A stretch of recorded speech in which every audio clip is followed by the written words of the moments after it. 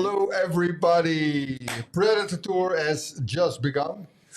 I will welcome all the guests in our live stream. We have 139 boats at the lakes. We just started away like 7:40 this morning, 20 minutes before schedule.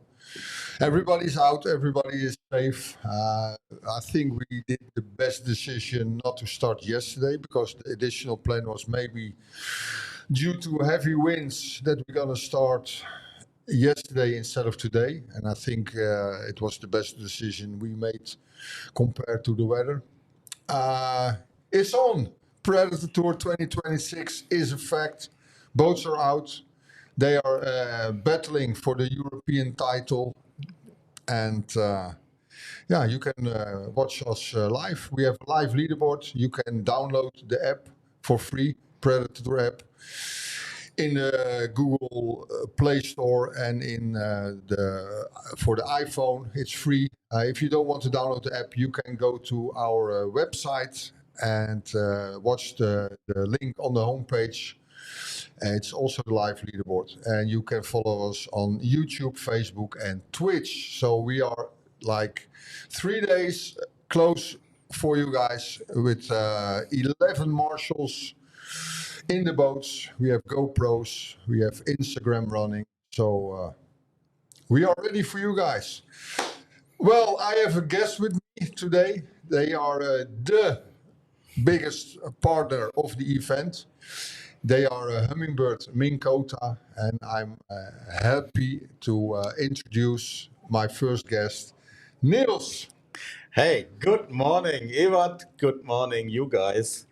I once was a participant myself. Yes. And I really know how much work and also hope and the dream of winning this title goes into it.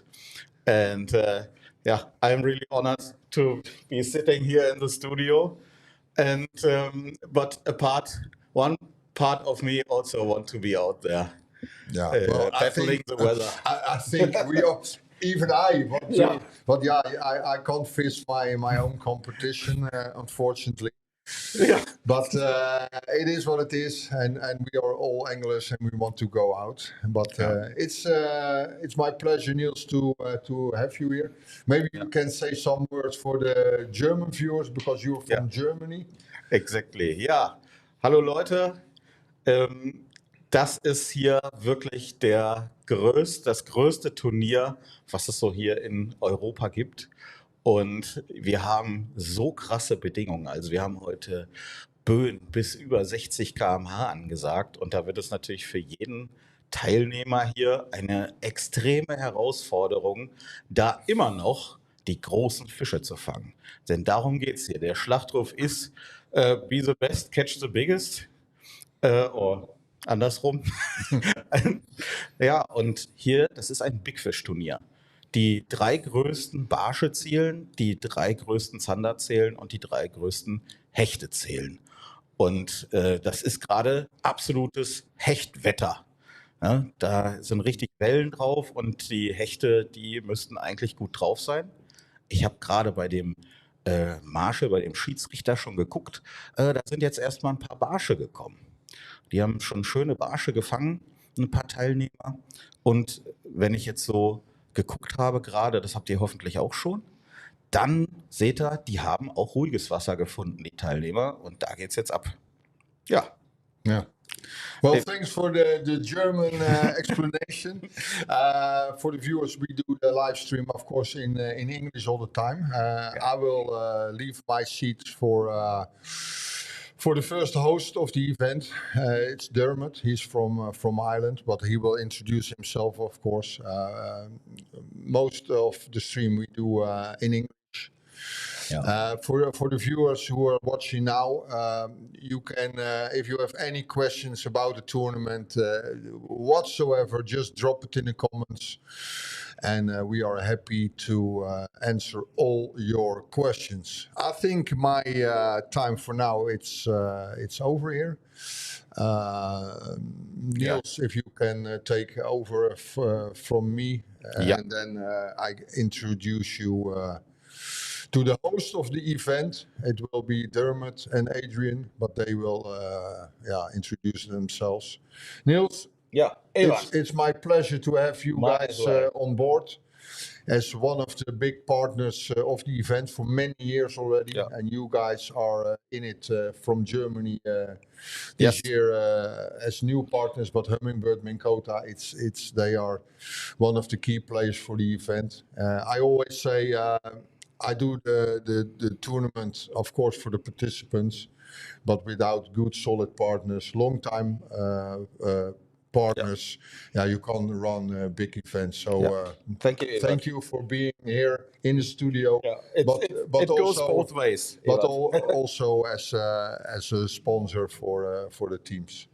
Niels, good luck. I hope we have some nice footage coming in soon. I will leave now, and I offer my seat to Dermot. Viewers, thank you very much. And someone fighting a fish or what? No. It's a question. Yeah, we have the same rules like every year. So 3 pikes, 3 Zanders, and 3 perch.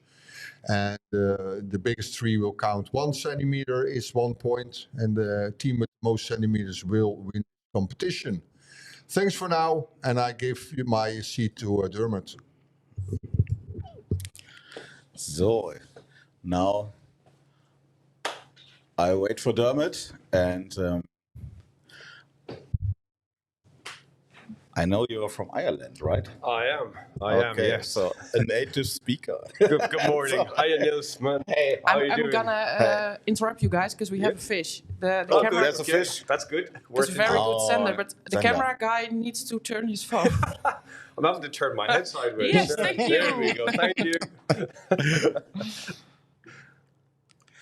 Have a Predatortour Everton team, even.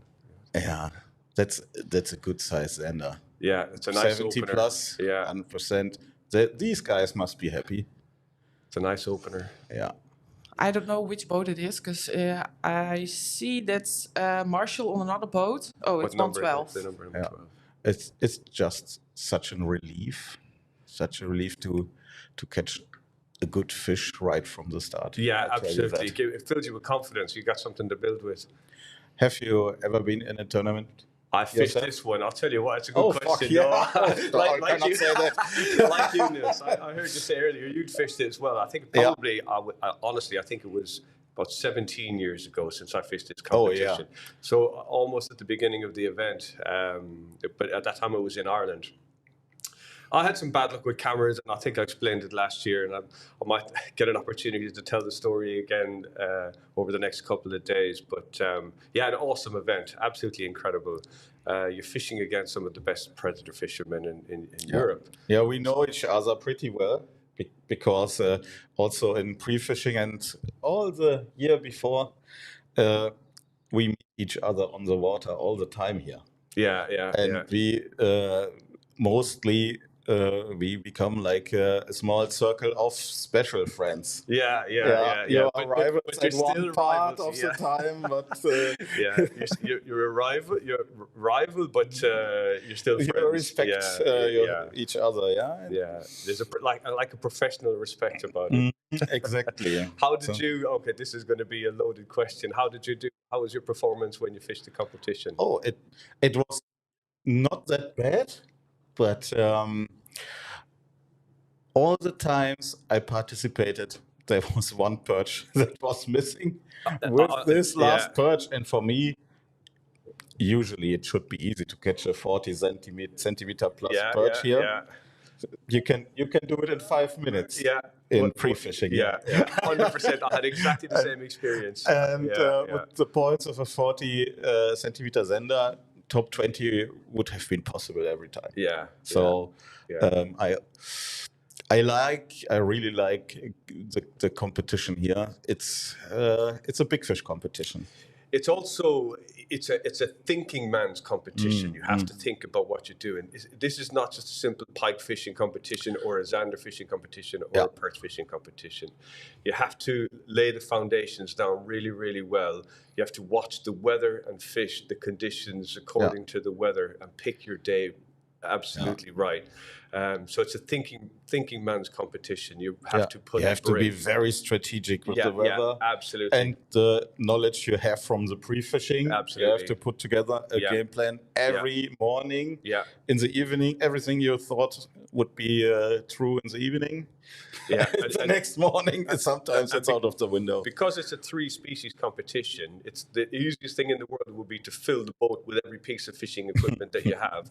But that causes its own problems. So you also have to be strategic about exactly what to bring on the boat and where it should be on the boat and when you're going to use it in order to catch the best species at the best time. Yeah. So it's a thinking man's competition. And I love that element about it. It's not just go out and casting for pike for 3 days. You have to engage the brain. Here on I would say on the mainland, we love these multi-species tournaments. Oh, fish! Yeah. This is Team 81. Team 81 what are we looking at? Some pikes, with the pike, But they have a quite good assortment of lures. They've already got they have already done some casting, I think. Yeah, but these are the confidence lures. I think they found out in training. I'm going to call them the cracking the code lures. They're making multiple casts with different lures just to get it right. Cracking the code, most important thing. Yeah, you have to have the confidence. You know, I think I possess more than 100 kilo of lures. But in a tournament, I make myself a go-to box.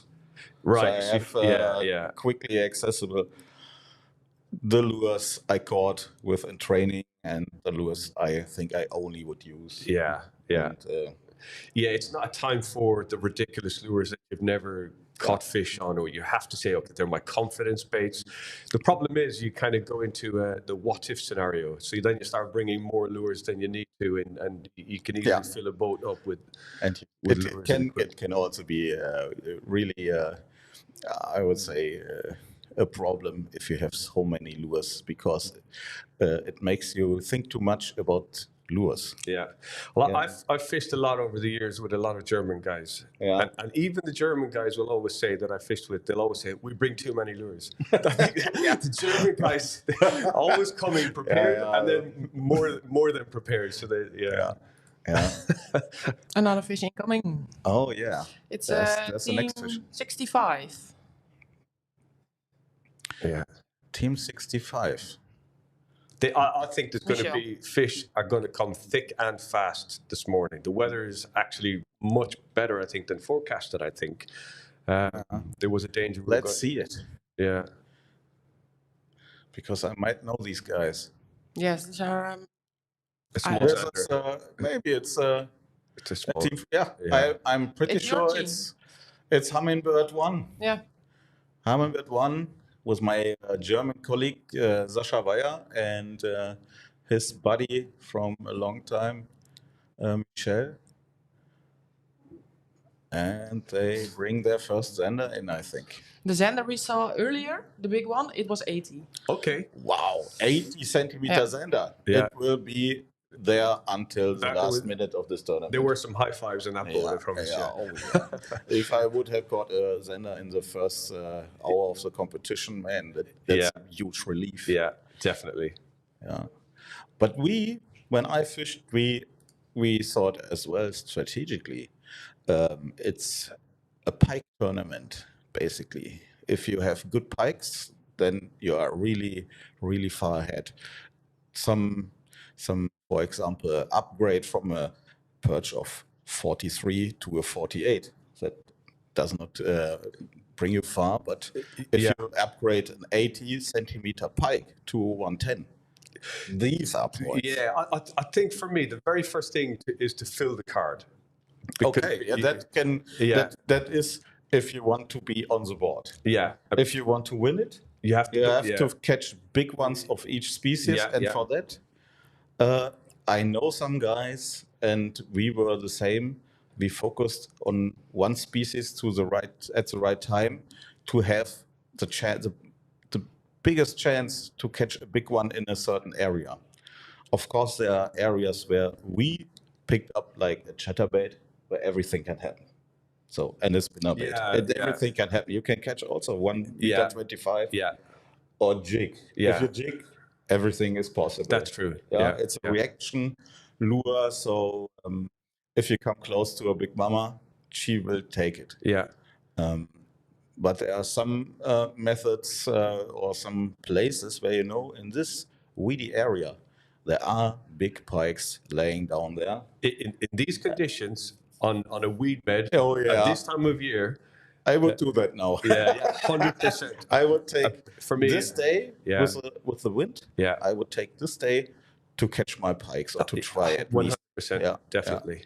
Yeah. And we were always lucky. We got some nice pikes over 1.10 meter, right in at the first day.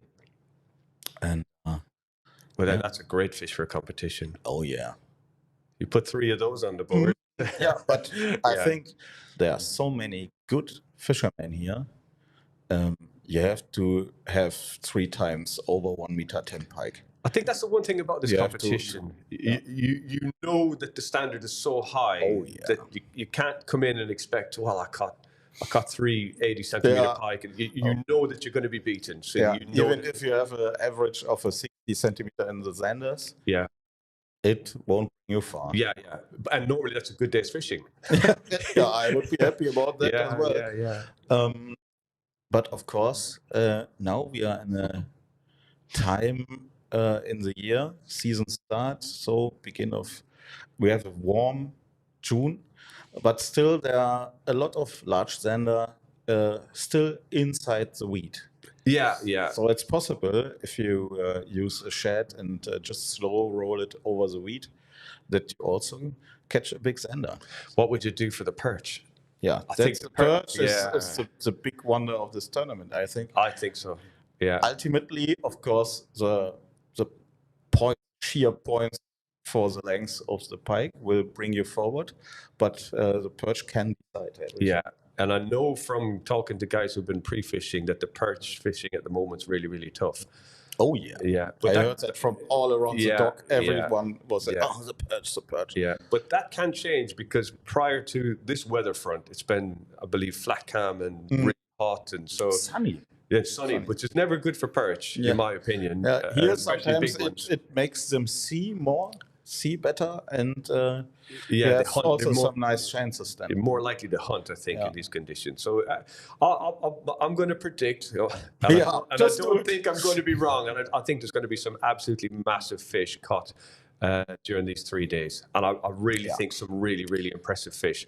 For a lot of people, that conditions and weather looks uncomfortable. But for me, that's big fish weather. Oh, yeah, absolutely. Yeah. For me, also, this is big fish weather. Yeah. And also, I think, following on from the fact that it was really flat, calm, and sunny for like a week or 2 weeks beforehand, where fish are not necessarily going to feed so much. Now they're thinking, right, let's eat. It can flip the switch. Definitely. Right there, Yeah, also, I've been on the water the last days, and it was tough. It's really tough. Yeah. Wind and rain and waves are usually not the problem. My personal enemy, as you have seen, is the sun. Yeah.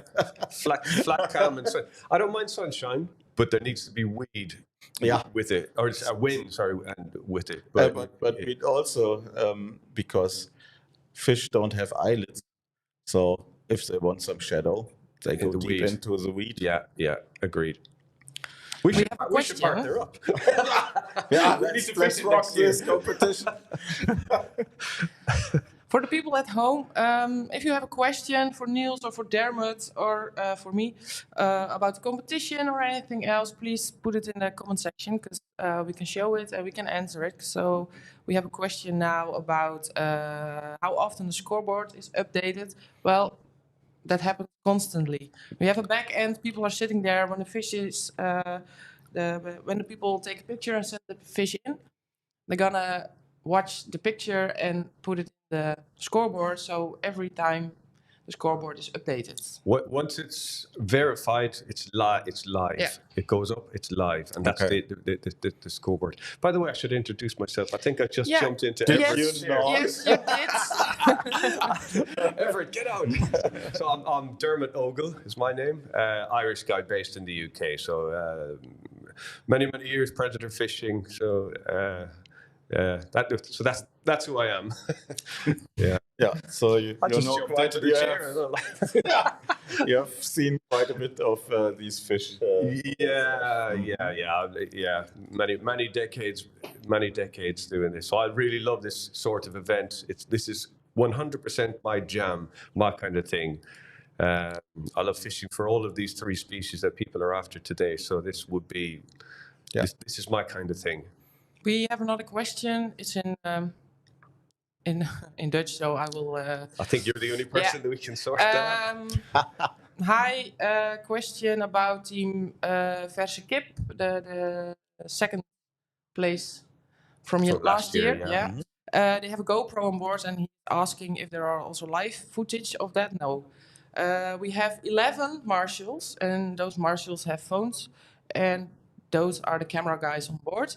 The GoPros we use for the after movies. Maybe when they come up in the scoreboard, they will get also a marshal in one of these days. So for now, no live footage, but maybe later in the competition. They were one of the in fact, the hot favorites. I think they went from kind of, I won't say zero to hero, but I remember last year it kind of became a bit urgent to get it. We needed a camera on their boat. They were doing so well. They really leapfrogged up the leaderboard. So the two young anglers, they don't have the biggest boat on the water. The two young guys, but they really slayed last year. It was impressive what they did, I have to say. And I think I won't, if they come up again this year, I'll be tempted not to call them fresh chicken. It's a Tomac from Boston Whaler with a nice perch. Boston Whaler is filling up the card.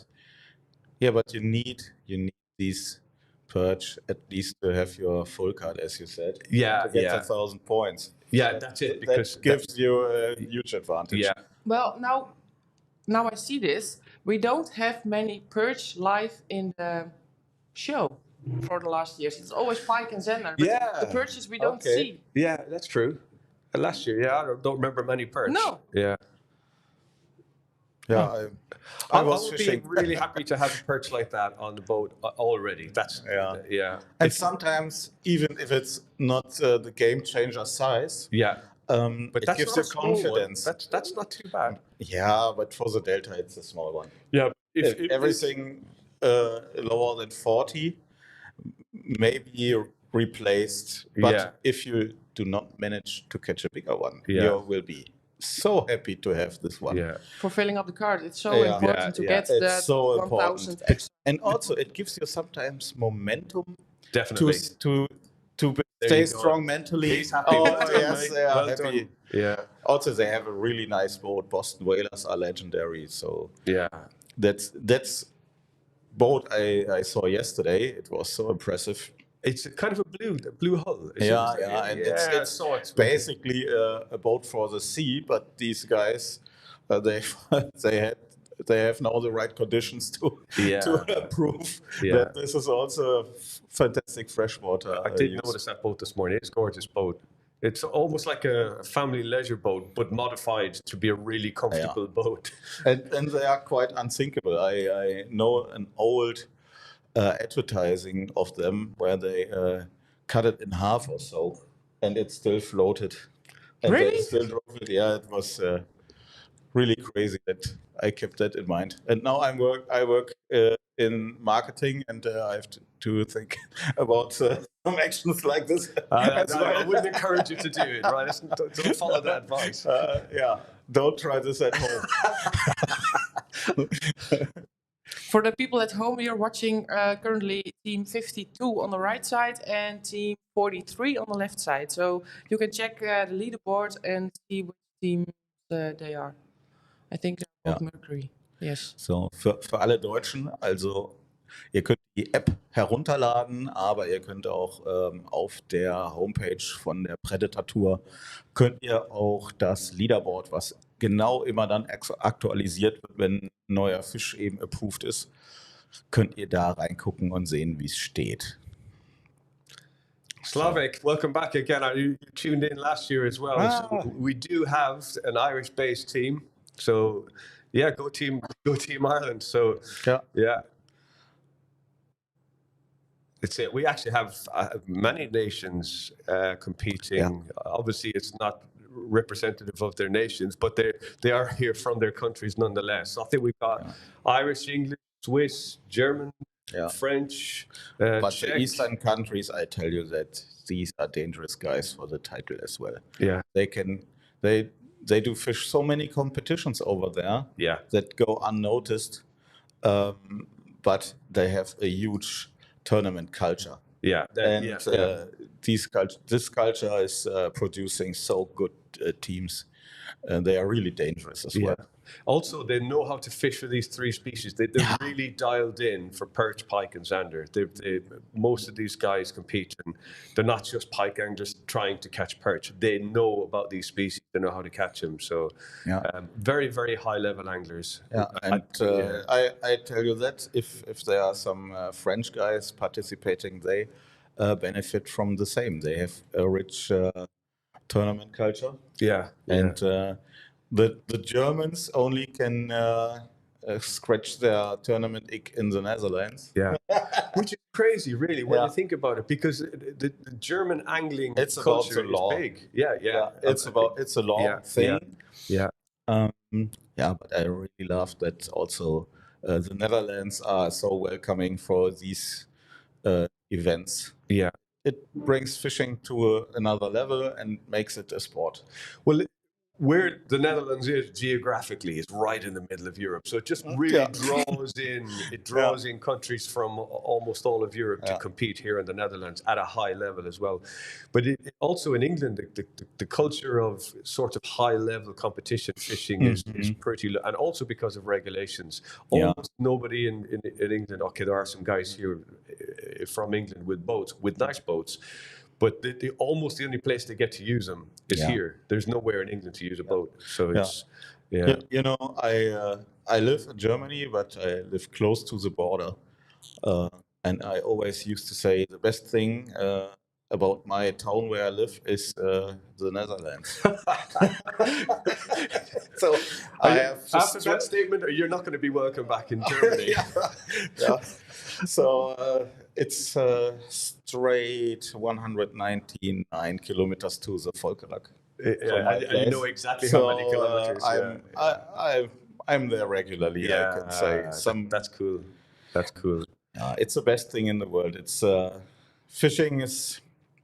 Sometimes I compare that with gambling. Gambling, it's an addiction. Fair comparison. Fishing is an addiction as well. I agree. Yeah. So what we see right now is some guy really casting. The others, they do a quick spot change, and it's rough, quite rough. Oh, it's from a bumpy Norway. ride. Hey, welcome. From Norway, we have some support. Oh, excuse me, Niels. I just kicked Niels. Yeah, but I'm quite robust. Try your other knee.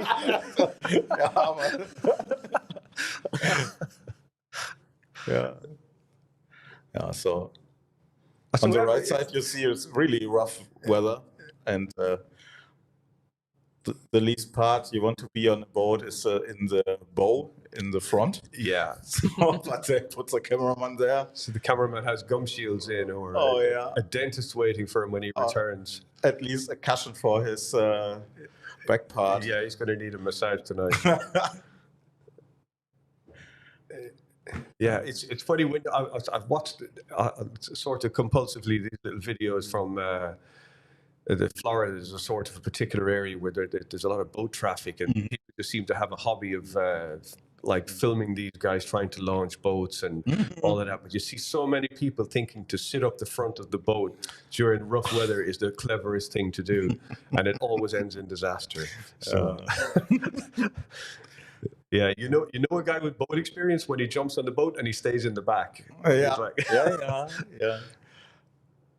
Yeah, but especially now the smaller tiller boats, a lot of guys use these because they are so universal to use also to fish pelagic. yeah, And they yeah, are nicely maneuverable and but in big waves, of course, it comes at a cost. yeah. The big waves, they need long boats. It's like they say there's no perfect boat.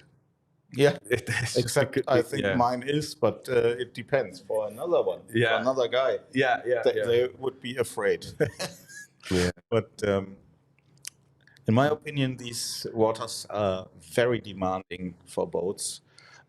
Most of the time, a 450 tiller boat does its job because I always say, if I'm on the spot, it doesn't matter what boat I have. It's also an inflatable mattress is enough. Yeah. I would just want to be on the spot. Yeah, yeah. Yeah, but in weather like this, you need a long boat to be on top of the waves, Yeah. not against them. Yeah, So, I know for a fact, talking to some of the competitors last night with, let's call it the smaller boats or the less capable boats, and they're going to be restricted in windy conditions. They're going to be restricted to sort of certain areas. So they're not necessarily going to be able to fish exactly where they want to fish. So it has its limitations on a water this big, these kind of conditions. The guys with the bigger, more powerful, more capable boats are going to be able to kind of fish pretty much exactly where they want to and how they want to. yeah, it depends. So there has been a lot of movement in the boat electronics. Now, especially or only the Minn Kotas, they have a function that is named drift mode. Yeah. And you can put a certain speed, like a kilometers per hour speed on it and the direction, and the motor will steer itself and put the prop on high and low, and also like a drift sock. Yeah. It only drags you as much as needed to get to your speed. It's amazing, isn't it? Yeah. That's a hands-free fishing experience, Amazing. even in strong wind like this. Yeah. And we are very proud of it because it really makes fishing better, more enjoyable, and in my opinion, you catch a ton more fish because you do more casts. Yeah, agreed. These things really do help. There's no question about it. And and on the other hand, if you don't have this feature, you need to be a skillful, let's say, operator of your trolling motor. Yeah, now. and you're tests you. You're just as busy on the on the remote. the remote as you are with the fishing. Yeah.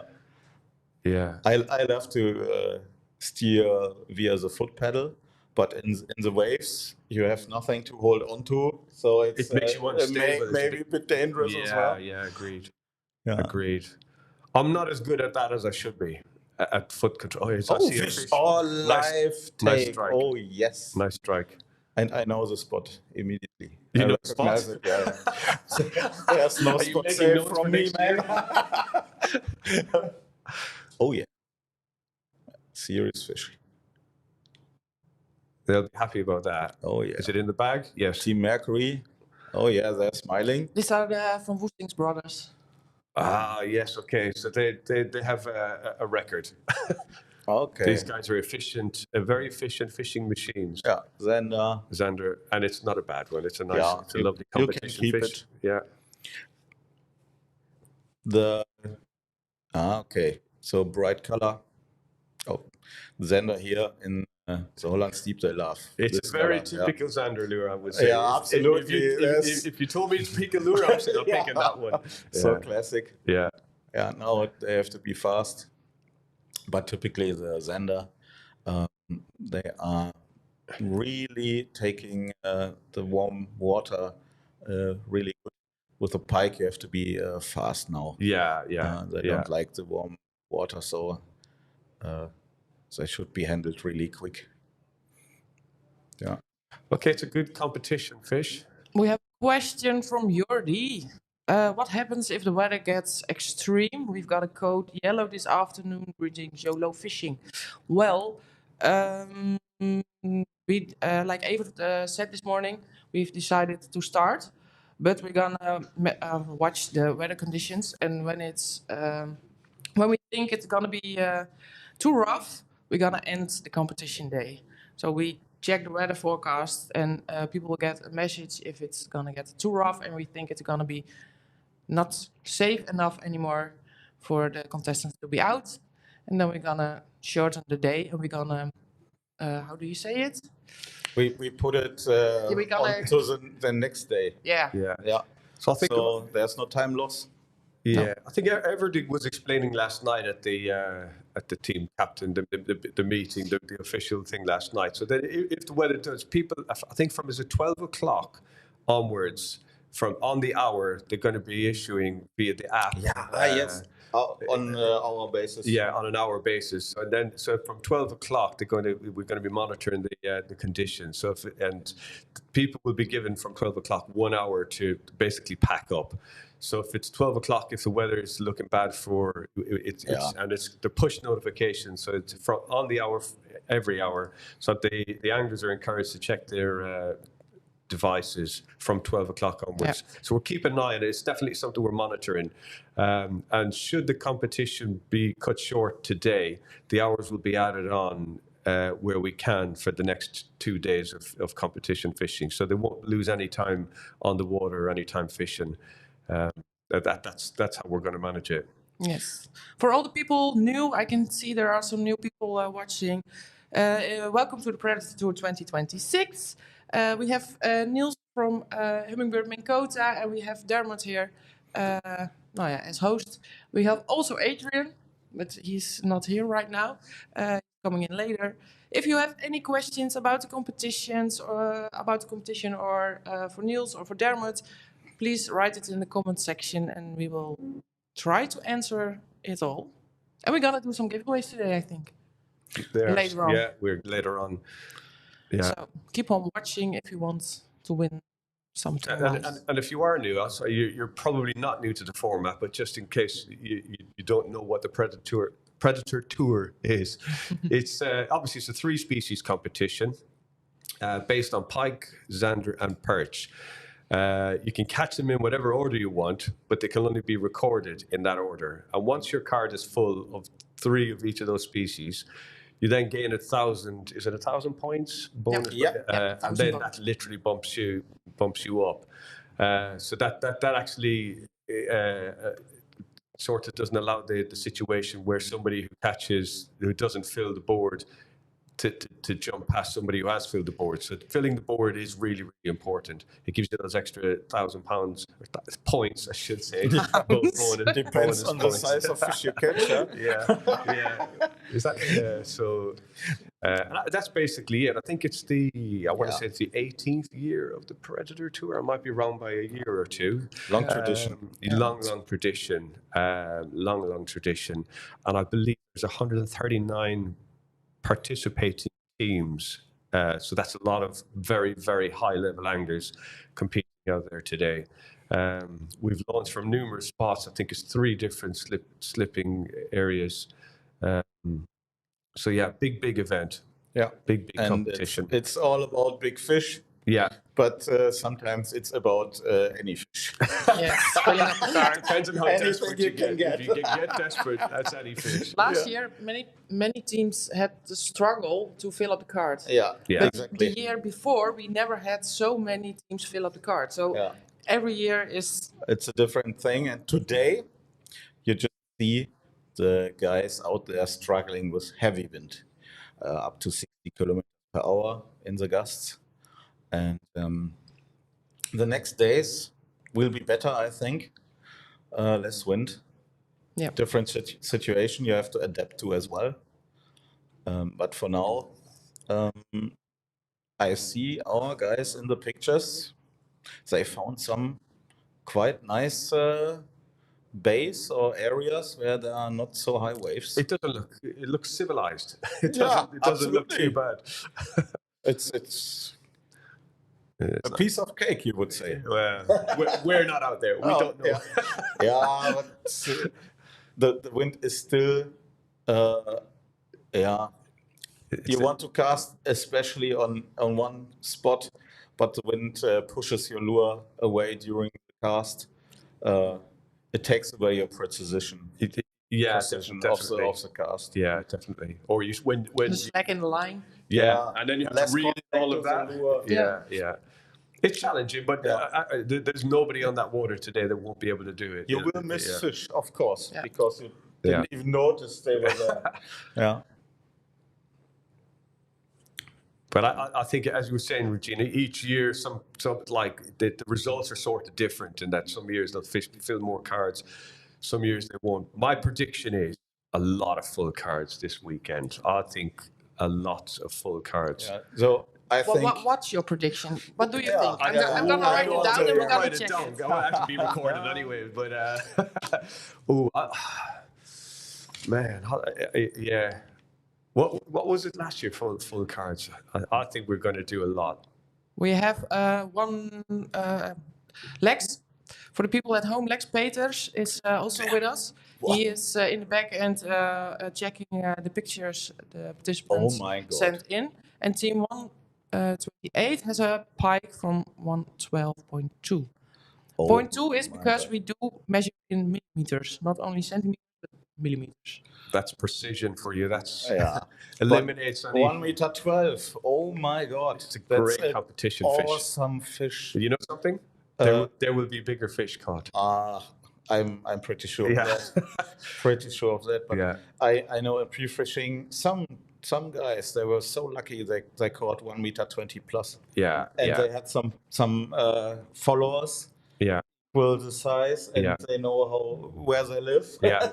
And they will come back today. And they're going to haunt the place until it happens. Yeah. There will be bigger fish caught. Great fish, by the way. I'm not saying it isn't. It's a superb fish, a perfect fish for a competition. Yeah. And I think no one will struggle, or let's say not no one, but Zander, I think they are on fire right now, and it should be easy to get at least 3 of various sizes. Well, we've already seen live on our footage here that we've had the 3 species already. So everything's biting. And also we have seen possible. an 80 centimeter Zander. Yeah. So that's huge, even if you fish for yourself. Yeah. In your it's free a good time, fish. 80 centimeter Zander is always my goal. Yeah. And it's a good fish. So we had one team already. I saw, I forget which number it was, but they filled the pike cards already. They've already got the 3 pike. Team 81. Team 81 of 3 pike. Team Hardy Rice. Yeah. Oh, good. Yeah. So that's a little weight off their minds. They okay, I don't know what size the fish are, but they can automatically think, okay, let's just hack up we can check 3 Zander and 3 perch. So relief. Yeah. Oh, 100% relief. Big relief. Yeah. Oh yeah, it is 81. Hearty Rice. Yeah. You can have different strategies. Once they say, okay, today is a pike day, and they are out for pike a whole day long, and they don't or they ignore the other fish because they know, okay, we have spots and other days where we go specifically for these. Yeah. Or you can say, okay, main goal, full card, and upgrade later. Yeah, I think that's a decision you have to make in the moment, because I think for myself, if I'm on an area and I've had 3 fish, 3 pike already, and we're only a couple of hours into this competition. Feels good, huh? But you might think, well, okay, I have found some pike, they're feeding. Yeah. If I'm going to give it another 2 or 3 hours, just really, really make some casts and see if I can catch some bigger ones, and then maybe move on to something else. Yeah. And the other way around, thinking about doing a bit advertising for your brand, for your sponsor, just being up there in the leaderboard on day 1, even though these fish are maybe not the winning fish. But you see, okay, top 10. There's sponsor team ABC. And the sponsor is seen. Yeah. So, and I know, Josef, is a sponsor of himself because he is, I think, the CEO of Haringvliet. Right. Yes. So- yeah. So That's he's good sponsoring introduction. So if he puts his brand up there, also sponsor of the competition, by the way, Haringvliet fishing rods. They have nice assortment of high performance rods from perch or ultralight fishing. I think even trout fishing, but they also cover range of rods, yeah. saltwater stuff and also heavy pike fishing. It's someone checking the leaderboard quite well because he says, let's see. Team 46 has a Perch. first Yeah, that's a good one. Yeah. 49. 49. Yes. 49. This is also like In a competition, that's exactly where that's what you need. Yeah. That's the first of three. Yeah. But if you, let's say, put too much energy in the perch, there's not so much potential in the points. If you see it from the strategic, Yeah, absolutely. you have more potential in the points with pike. So if you have your, it sounds easy now, but if you have your 340 plus perch, so fishing for perch, try to get the big pikes. Yeah, because or you're Zander, whatever you really are only preference is. upgrading by millimeters rather than and there can be huge upgrades with the right pike. Oh, there's one. I was just fooled by how he handled the rod. I thought he was fishing vertical. I think you might have been. I think you might have been. Tim Tackle says, good morning from Dresden. Good Yes, morning. that's a friend of mine. Hey, Tim. Oh, Cool, dass du zuguckst. He was once a tournament partner of myself, and we did really good. One day we had second place over, Oh, really? and were on second day top 10, I think, on 9th place. And we were a good team, Tim. But now you're my rival in the next competition.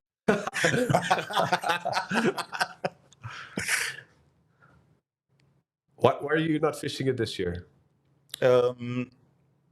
We have good guys in the competition, yes, but my preference is for this year definitely how you would call it, fishing for myself, pleasure fishing. Yes, okay. But yeah, I have a yeah. tradition. I really love to fish Lake Volkerak at the season opening. I do it for, I think, 8 years now. Always the first 1 or 2 weeks I will be there. And I really love the shallow water fishing. Yeah, Because I there's so agree. much action. You Yeah, see yeah. fish coming behind the lures. You see the fish eating the lures Yeah. right in front of the boat. It's one of my favorite times of year. It really is when over the weed beds with the wind. Oh, yeah. It's I love absolutely that. So, absolutely. The strikes are insane. yeah. Also, And you can potential for big fish as well. absolutely, Yeah. and you can fish exciting lures like spinner baits and stuff Yeah. like that, chatter baits. You can Yeah. fish lures that are really reactive. Yeah, it's a great time of year. Another one from Germany, from Paderborn. Good morning. Good morning. Yeah, so What is my glasses aren't long distance enough to see Yeah, what's on the screen. sorry. I really have my prescription. Lex from the back end says there's a lot of fish already being caught. Very different from Yeah. last year. Yeah. But Wind op de kant, vis in de hand. Ne? It's a saying that is true a lot of times. And I had a feeling it would be. If I remember back to last year's conditions were Yeah. hot, Yeah, man, hey. hot and flat cam. the worst condition for Oh, predator man. fishing. Yeah. The only thing is, if you're pleasure fishing, it's annoying. But if you're competition fishing, then you know that the situation is exactly the same for everybody. So at least you have some solace in that you think, okay, if I'm struggling, I know everybody else is also. So, but in these conditions, every angler out there knows that these are good conditions for fishing, so they need to bring the A game. It has to be 100%. Ja, die Angler angeln doch schon. Ah, Die du da auf dem Bild siehst, die angeln schon. Das Turnier hat schon begonnen und wir sind jetzt etwa 1,5 Stunden im Turnier und es sind schon richtig viele Fische gefangen worden. Wenn du das Leaderboard, also die Liste dir anschauen willst, dann lad dir entweder die Predatortour App runter oder du kannst auch auf der Internetseite von der Predatortour dir das Leaderboard anschauen. yeah. And your friend Tim Tackle. Ja. Okay. Ja.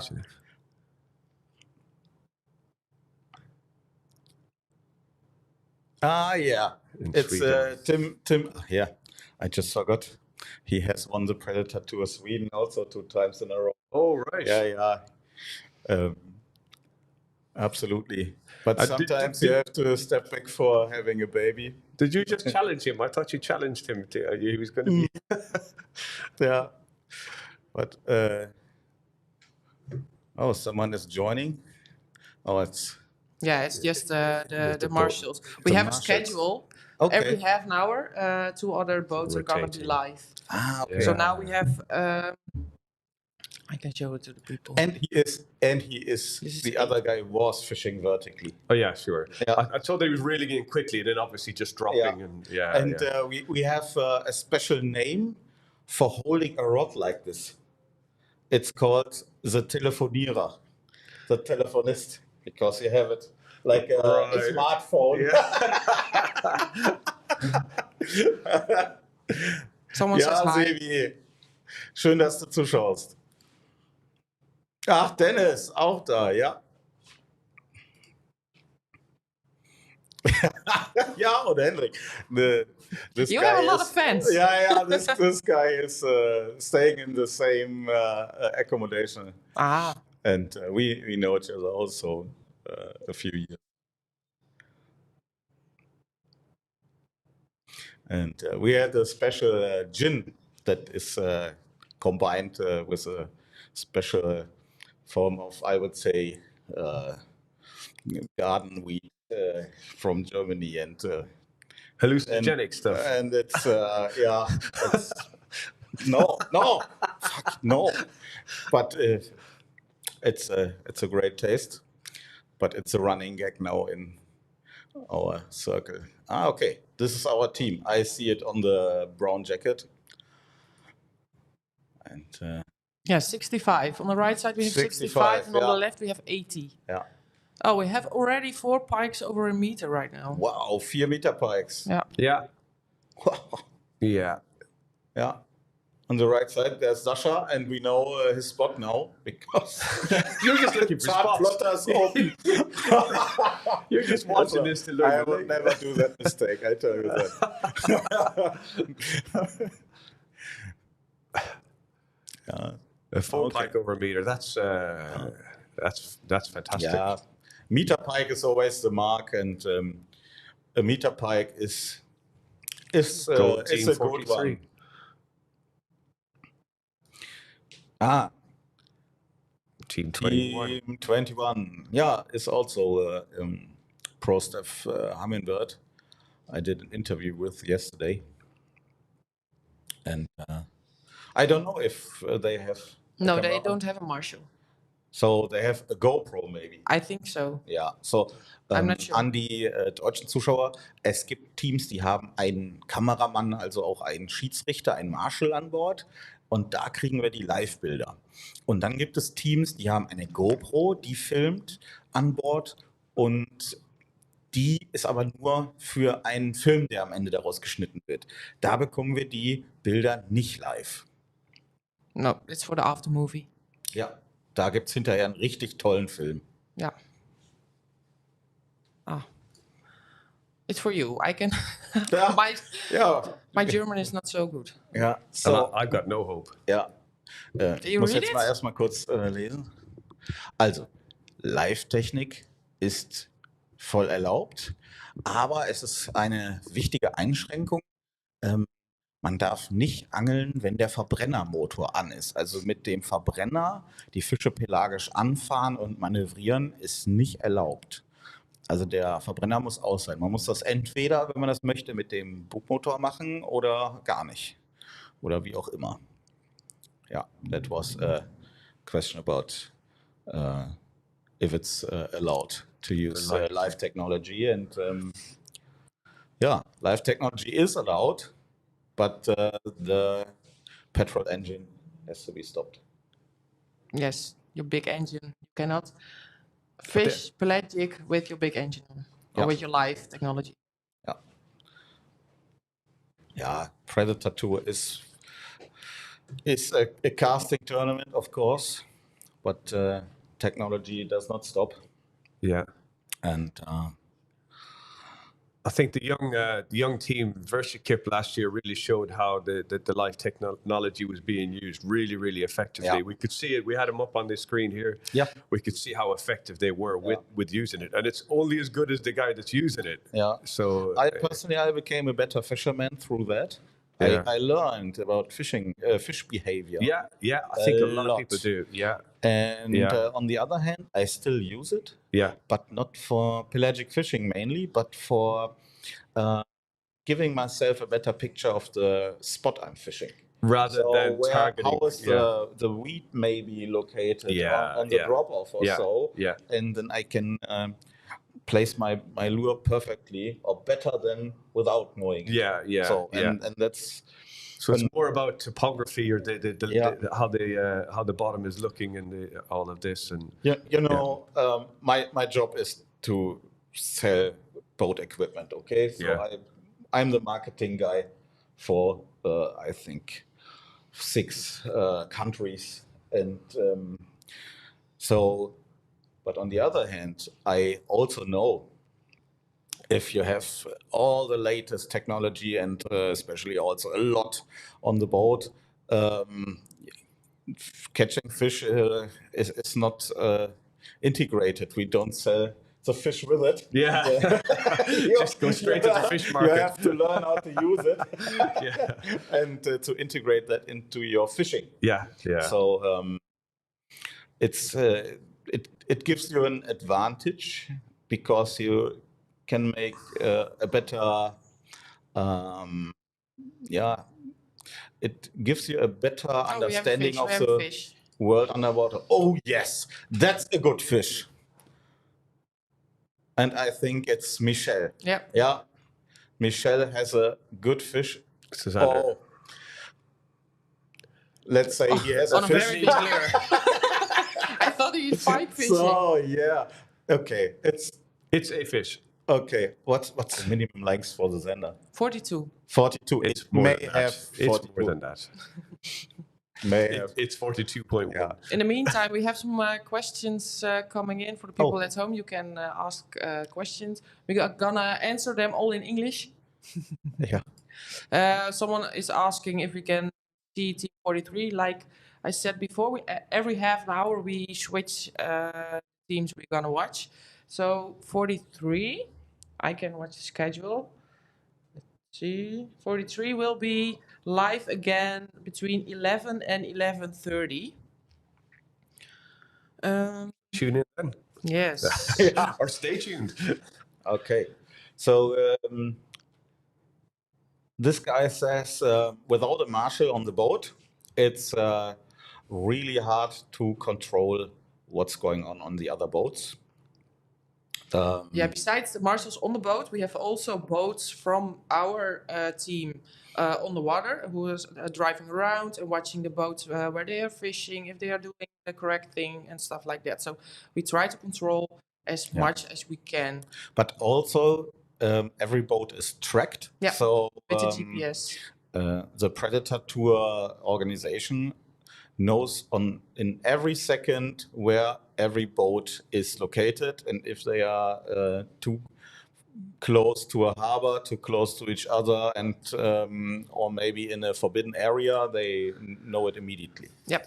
And breaking the rules is Evert is pretty really serious. strict in that. Yeah, if you know Evert, you know don't Yeah, mess, don't- don't play. Don't mess with David. Yeah, if you know, you know. Yeah, We have a lot of new viewers coming in. awesome guys, welcome. Welcome to the Predatortour 2026. Welcome, guys. Yeah, maybe you can show us both so they can have a picture. Hi. So, yeah, that's us. Yes, and for the people at home, hi. That's Regina, by the way, Yeah. the master, But, the master on the technology. Jordi, what would you describe as the most difficult part of this competition and why? Something fishing is easy, I know it isn't. Well, we all know it isn't. Okay. Yeah. I would say the difficult part is for everyone different. What is your Discipline. discipline? What do you mean? I think discipline, because you have to have a plan, and you have to be like quite strict with it. So you have to have discipline with it, no question. And time management. For me, time management. There's no point in being in a boat driving for an hour and a half.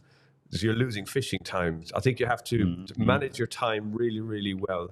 Be tidy, be organized. So if the conditions change or you see an opportunity that you can capitalize on, for example, perch busting up on a shoal of fry or something, I think you sort of need to have a rod ready to deal with that pretty quickly. So being organized, being disciplined, and time management. And I think that makes it slightly different than a normal pleasure days fishing.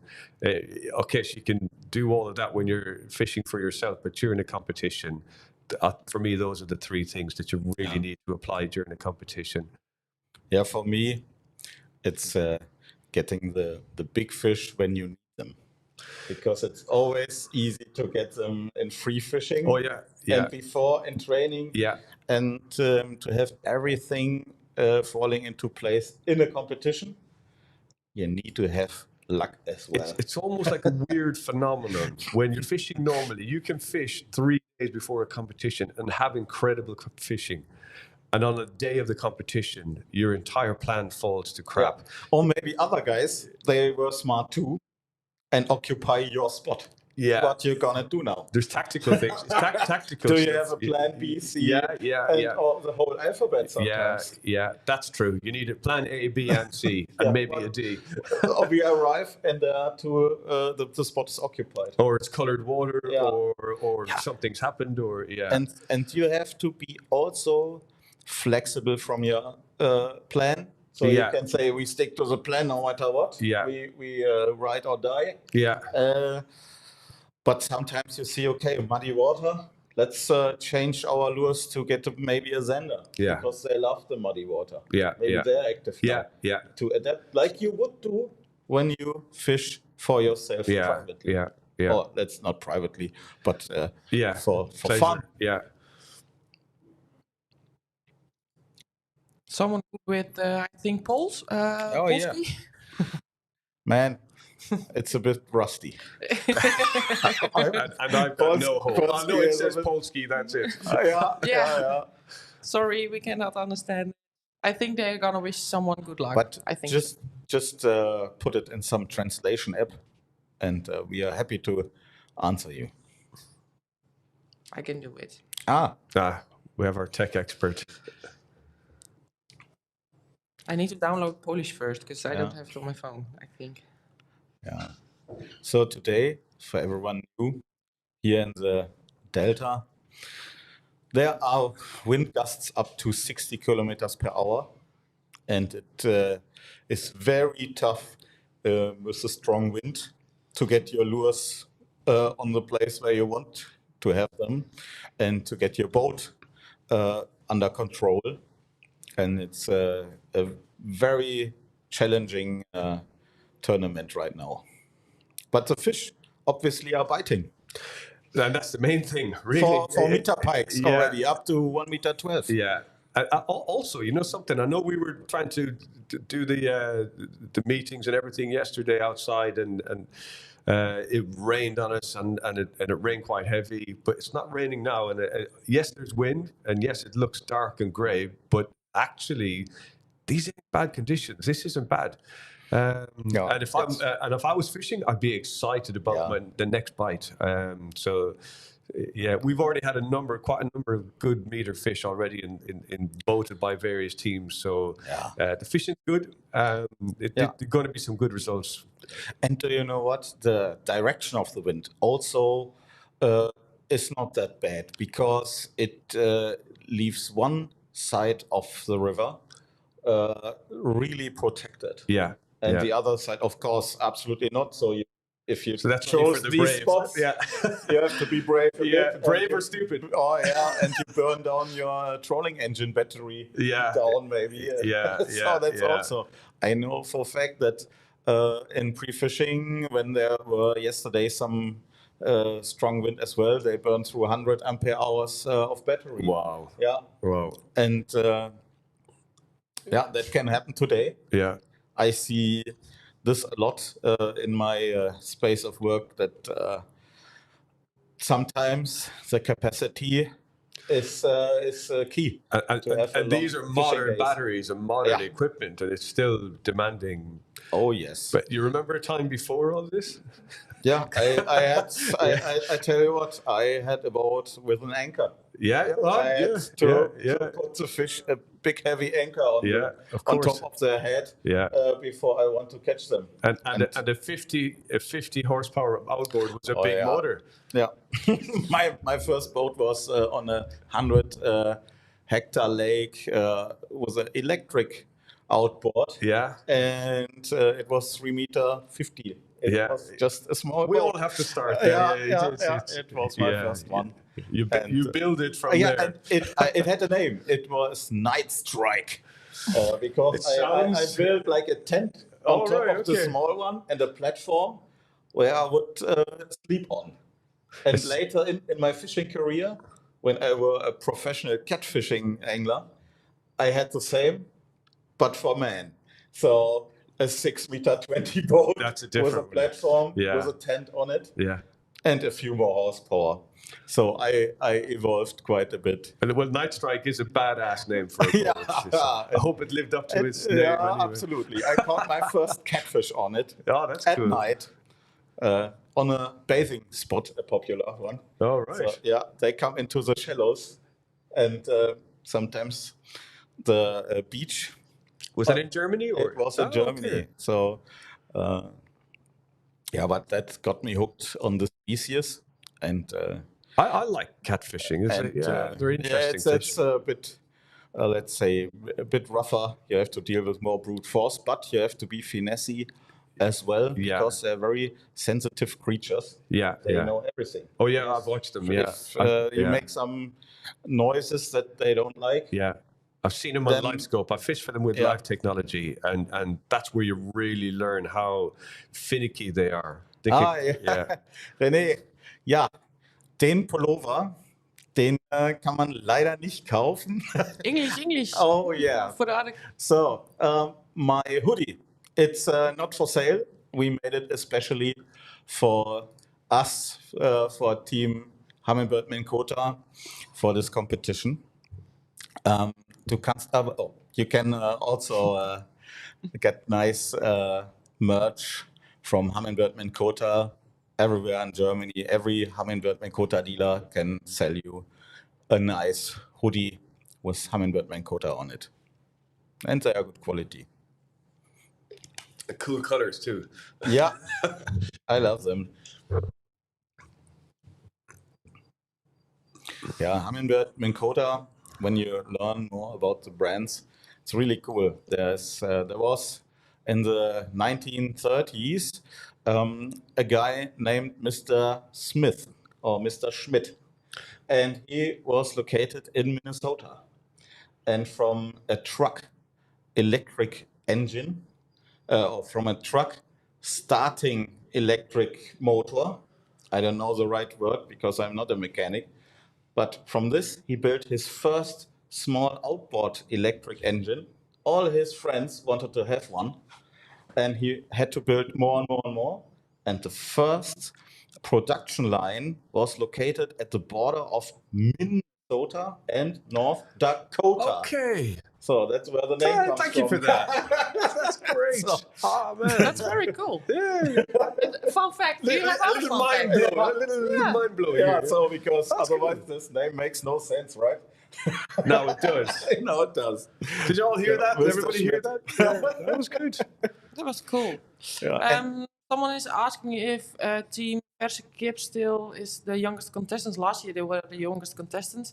Looks like. I think they are still are, but I'm not sure. But I'm gonna get back to you on that when I have What the does correct- Verzekip means? It It's fresh- sounds like fresh- something to eat. I learned Fresh this chicken. last year. I learned it last year, Okay. and I made a mistake. Oh. I made a mistake. But yeah, Verzekip, it's Fresh chicken. And because I couldn't remember the Dutch word, I was just calling the team fresh chicken. And I think I offended some people. Well, yeah, it was. We took it over from you, but Oh, yeah. well, Hi, it's Yannick. weird. It's Hi, Yannick. every dass du team guckst. you call them by their team name, and then you're gonna translate it to English. Yeah. It's weird. Yeah. And then, afterwards, So I thought, it's just I'm going to, Verzekip. and I think I've learned Team how to two. say Verzekip. Verzekip. Yes, I said it well. Yeah, you enough? said it Okay, well. I'm going to Okay. stick with that then. Man, So no more translating. I'm so often in the Netherlands. I have to learn the language. I really Good have luck to with make that. it course. Yeah, but if you're German, it's not that hard, I think. Yeah, I know some Germans who have learned Dutch. I'm not too bad with languages, but Dutch, forget about it. Because all Dutch people Try speak such Hungarian, my great, friend. the Dutch speak great English, so it makes me lazy. Yeah. So- I know what you mean. Yeah. Yeah. And it's so nice so that you can talk with basically everyone. Yeah. And so education system works in the Netherlands. But nowhere else. Awesome. So when I see the wind blowing outside, we are on the side the wind blows too, so it's very gusty outside. It looks dark and ominous. There's a Yeah, slight yeah. blue. It's pike weather. It's It's 100%. I agree. 100% pike weather. Yeah. Do you know what I find so fascinating in these big tournaments? When you think you do all the best you can do. You know, I fish for all my life, and I can say fishing is my life. So, and I do my best, and I think I'm not a bad fisherman. But when I have, let's say, a not so good day in a tournament, and I think it was not possible to catch more. Someone had the best fishing day of his life and destroyed them completely. Yeah. And someone is always catching. Yeah. And that shows me you have to do the right decisions. And then it is possible. Every time it's possible. When you think, it's not, the fish are not biting, someone is getting them Absolutely to bite agree. somehow. I know exactly what you mean. And it's It's very much miracle sometimes. Yeah, but it really is a never give up scenario. Never give up, because you have to win these competitions. You go, oh man, it's so tough. I'm just going to put the rod down. Don't make another couple of casts. Make more casts. Yeah, you can't give up because you're 100% right. In a Sometimes you think, tournament, you cannot give up. yeah, you really Absolutely can't. not. Well, in this situation, it's not cheap to enter these competitions, and these guys have traveled in most cases a long way, bringing boats, preparing months of preparing, and I do mean months of preparing, and getting everything ready. I tell you what, also when they go to sleep, their hopes and dreams are to be one day the winner of this competition. Yeah. I think no one is getting into it to be 50th place. Yeah, absolutely nobody. Absolutely nobody. So everyone wants to win. So that's why when you're on the water, when you get out there, you got to give it your all. You have to leave it all on the pitch. Yeah, and in every single one of these, they have a family, and once they wish them all the best, and they help them prepare maybe, or friends even helping with the training. I know that for fact that some guys, they have a few other friends training with them, finding fish, and combining the information to have a better tournament for one guy.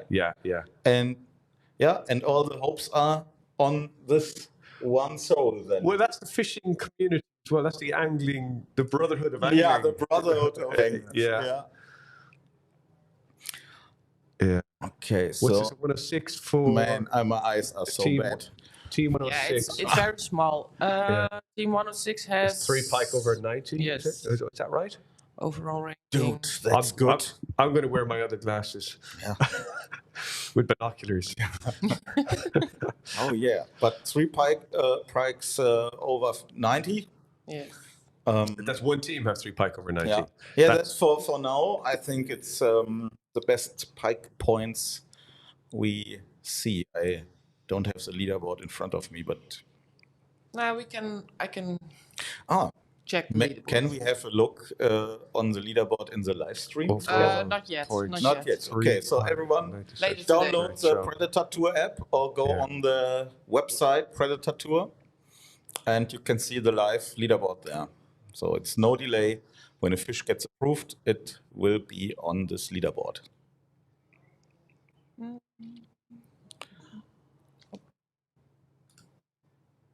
Okay, I know what Sasha was doing. Fish. Oh yeah. This That's is the team, net. Oh, team salad. 103. Oh, wait.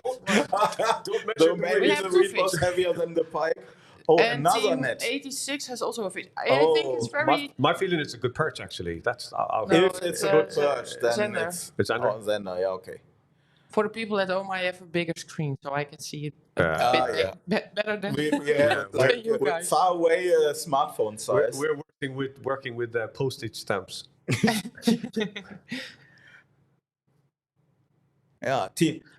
This is yellow. On the left side, you have Jelle and Mitchell, and on the right Yeah, side, yellow. These are is hammers. 86. These are hammers. They really know these waters, and they showed it to us. That we have seen what motivation can do with people.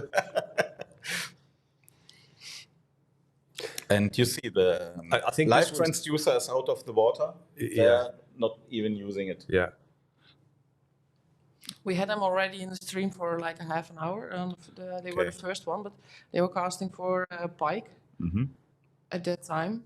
I think this maybe was a pike, but Yeah. I'm not sure.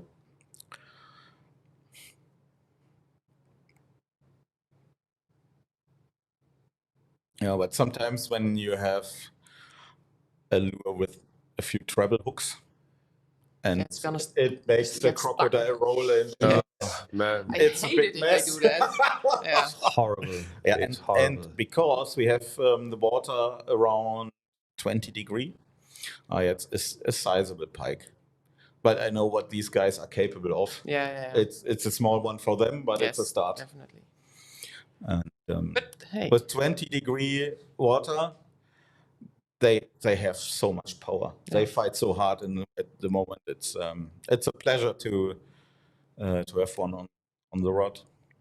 Yeah, it's this is around 75, I think, 76. Good to have it on the board. Gives confidence. Yeah.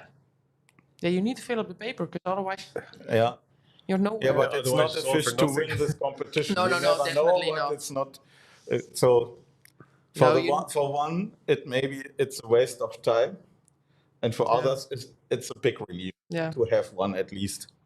It's good So- for your confidence. It's Yeah. good for your mojo, I think.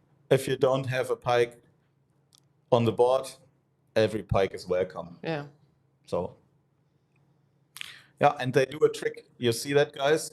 They cover the eyes with a towel, so the pike is in the dark and does not want to escape so much. So it keeps the fish calm, and you don't risk injuries of the fish. very organized anglers. Yeah, they know exactly Everything what is they're ready. doing. Yeah. Like But do you see the large lure over Yeah. on top of the screen? Yeah. That's a 32 centimeter 1 3D kilo roach. bait. Yeah, it's a man's bait. Yeah. It's I cast that. It's dislocate your shoulder bait. What I can tell you, with the wind, everything is easy to cast right now when you cast with the wind. Yeah.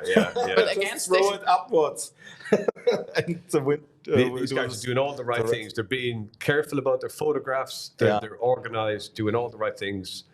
Yeah, you have to be satisfied picture with quickly the as picture well. exactly. Yeah. Yeah.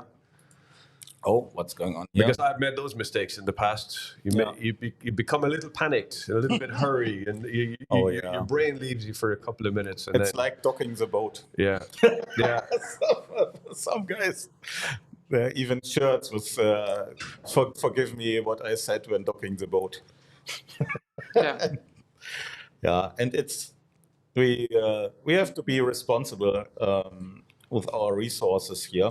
And as a German, I always say we as Germans are guests in this country, and we have to behave accordingly. So we are still welcome in the next years. I'm gonna leave you guys for a sec. Lex is gonna take over. Hi, Lex. Hi, Alex. Wait. So Wait. now Yes, you're yes. not in the picture. One second. Yes, no. Hello. Yes. I will be back later.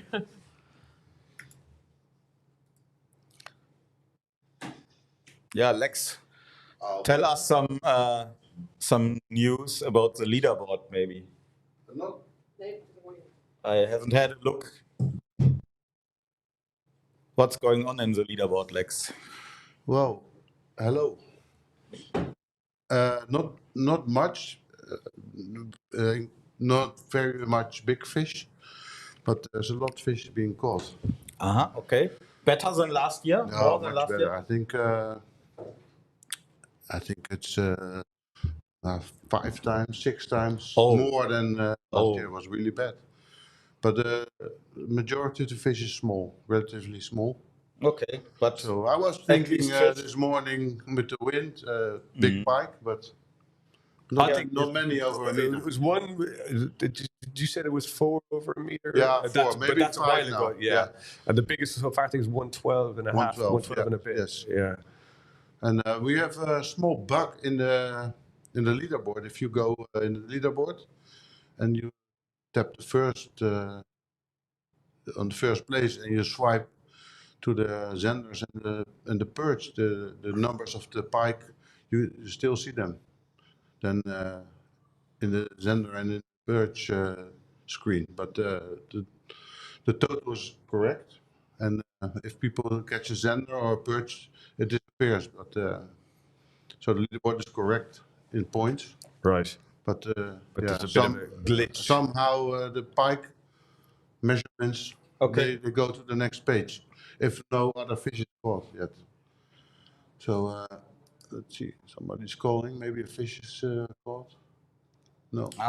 There's another question I think we can talk about. Yeah. But, So in the competition, guys, sorry, we have to put our noses more near to the screen to read it. Do you still hear me? competition, how do you decide which species to target? Pike, Zander, or perch? Yeah. How do you choose that? So I think you've almost answered your own question with the because but I have another approach to that. Okay, that'll be interesting. But, George, I'm exactly it's efficient to the conditions. You're clearly a good angler. I could see that you've already read the situation, but. Just fish the conditions. The Zander prefer one type of conditions, pike another, and perch. I think it almost requires sometimes a bit more finesse, so less wind and sort of less challenging boat conditions. No, not a fish. I think in many cases, the guys have all their, let's say, favorite fish or favorite technique, favorite species, and some tend to. Yes. Now we have it in the screen. Yeah, sorry. I was adjusting how it works. I forgot a little bit, but now I know. It's been a year. And some guys, they are really honed in on pike fishing, for example. I know last year, Sean Witt, one of the best pike anglers I know, he was, he is very comfortable with lures. Yeah.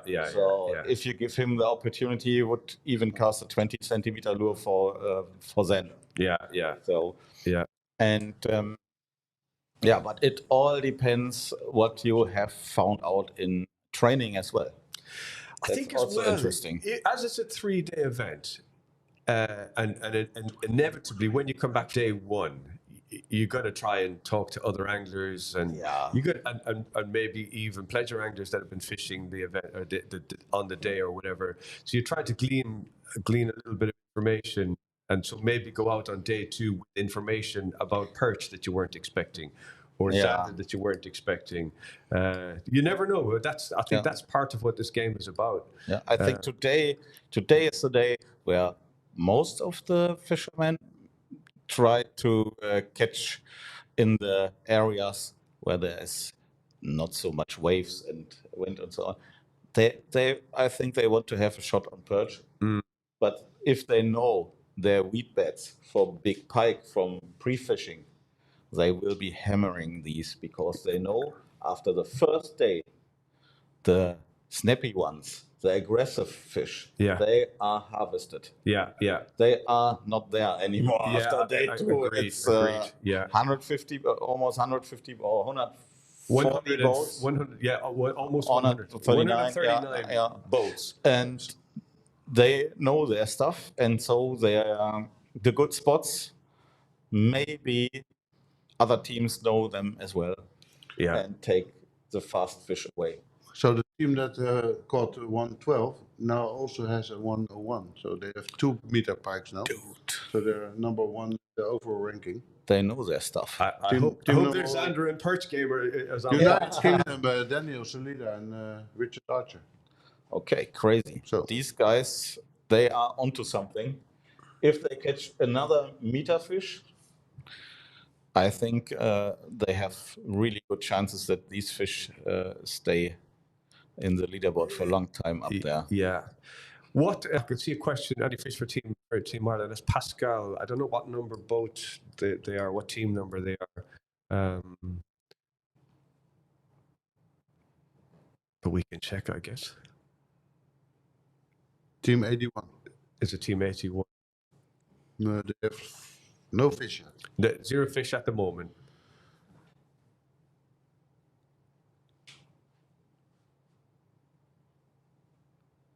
Have you come to the Netherlands for catfishing then? Have you tried the catfishing here? Near my place, there's the river Maas. Yeah. And it's sometimes there you have not even current sometimes. And I always say it's the longest lake of the whole Netherlands. Yeah. But it's full of catfish. Right. So I just have to drive maybe 30 minutes. Oh, okay. And I can have, I would say the best I had was 7 catfish at one moment in the transducer. Right. So yeah. I was a catfish professional once, and I say I have caught over 1,000 catfish in my life. Wow. So Okay. far. Yeah. And in every size you can imagine. So it was checked for me. Yeah. But then the live technology came, and I could see for the first time how the whiskers play a role before taking the Eiffel worms basically active. Do you fish with the octopus? This octopus thing, exactly. And but I have the line in my hand, and I feel the fish taking the bait and moving away. Yeah. And I set the hook with my hand. It's a nice thing, and I learned so much. It was so interesting to see them coming up, and before they blindly taking it, like a small alien, maybe taking it out around it with the whiskers. Before very gently getting it in, and and also my goal is definitely to catch a Dutch 2 meter, and I will attempt this year. Before it was just for pleasure. So if I had, let's say, 3 to 6 fish a night. No problem. That was cool. Sometimes I had a 1 meter 60, 1 meter 70 good fish, but there are certainly giants in the Netherlands. Really? Yeah. It's quite of a new phenomenon. They've not been established that long in the Netherlands, I think, the catfish. Or unnoticed. Yeah, or unnoticed. That's bad. Yeah, I know exactly what you're talking about with the reaction of catfish, and I was watching. I saw maybe 6 catfish on the screen one day. I was fishing vertical with the live technology, and their reaction it's almost mind blowing. You think there's a free dinner, it's on the boat, it's ready for you. You're looking at it, you're inspecting it, but you literally turn away. And I can tell you, 2 meter 50 is so smart. Maybe it's the wrong expression. It has learned a lot, like a dog. Yeah. Still has not a huge brain. Yeah. So it's not learning. Yeah. So it made bad experiences and will avoid the behavior after that. Yeah. And and that makes it so hard to catch these old giants. And I think the river Rhine in Germany, that is then called Waal, it has a very old population of catfish. And they just came down here to the delta. And I think, with my friend Tim Teckel, we had earlier in the comments, we caught during preparation of a tournament right at Haringvliet on the other side, right down at the dam. We caught a 1 meter 60. Wow, yeah. We thought it would have been the biggest pike of our lives. Yeah, but after 3 seconds we knew, okay, that was not a it's a catfish. But then there was a quite good fight. The biggest is 249 centimeters in the Netherlands. So it's a 249. That 249. So 250 is still to break. That's your job. That's for you. Maybe I go back in the saddle again. Yeah. Yeah, but everything can happen. They love these warm waters, and there are so many breams to eat. Oh, what's this question? It's a comment, I think, is it? I don't want to see the live scope. It's such a prestigious competition.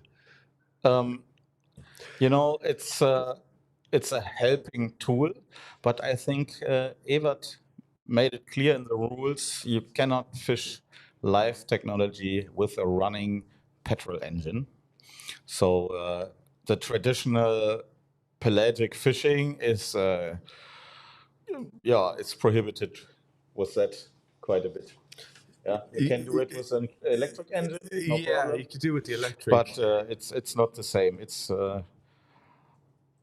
no, I understand your comment. I get it. But it's But I don't see them using it that much. Even Jelle and Mitchell, these guys are also experts in using this. Yeah. They had it out of the water. Yeah. They were just doing the honorable fishing, standing up in the weed beds. I think you can get your face lost or your attention get distracted by it so much that you forget what the job is. Is that a fish strike? No, he lost it. Oh, damn. Yeah. What's this? Interesting how the guys on the left have stacked up their rods on the side. Yeah. No tangles anymore and anything. It makes me a little nervous, though. Space. Yes. I would be nervous as well. Imagine breaking this thing off. Yeah. And your precious rods. Yeah. Maybe from Hearty Rice, which is a sponsor of this event. They're very expensive, but I think you get the right amount of quality back. Yeah, I like the idea. It keeps the deck clear. Yeah, but I think if you were trying to land fish or trying to chin it's fish, a good barrier. Yeah. It's like a garden fence. Yeah. Kesha, net. No need for the not net. Needed. Yeah. I But good. Minimum length is 42. Yeah, I don't even think this is going to go on the board. No. There you go. Sometimes it is seen as a disrespectful release, but sometimes in the summertime they just need a little shock or a little wake up call. If you do it right, and you give the fish a little bit of momentum to go into the water, it helps them orient themselves and go Well, back nicely. You see it on your sonar or technology when you do release Zander. If you do it like that, you just see them power straight away. And they will have their original depths where they have been adjusting to the pressure wise all the time. If you have any questions, yes. Yeah. So,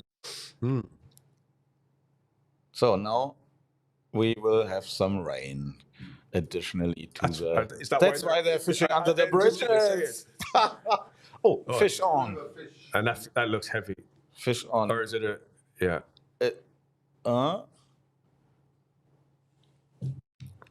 can't be. Okay, snagged. He caught the bridge.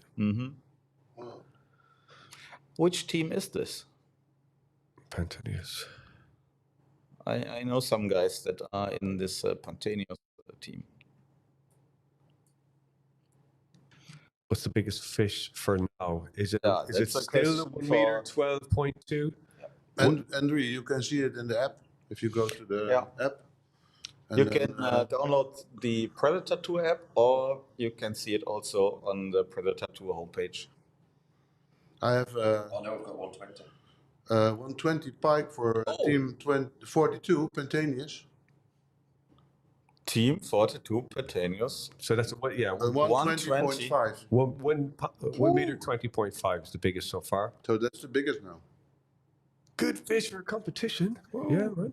But I think there will be bigger. Yeah.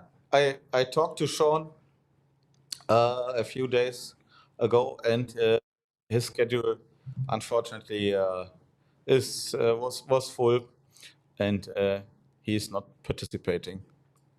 Oh, I had wondered why he wasn't here, actually. Yeah.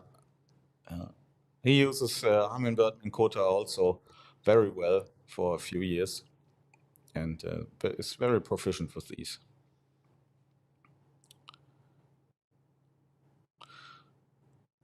Well, I'm going to take a quick toilet break. I'm going to invite AD to jump on in my place and keep you updated. So I'll catch you guys in a little bit.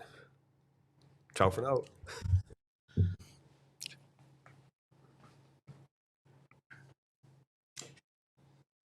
Okay, man. Hi. Nice. So- How are we? It's nice to be back. Yeah. It's nice to be back. I missed it Hi. last year. So I missed it last year due to, I'll just move the thing down so you can actually hear me because I'm terrible at that. We are advised to be very close. I missed it last year. I'm moving house, so it's nice to be back. I'm Eddie Woodchucker, or Adrian Mason. That's my normal name, what normal people call me.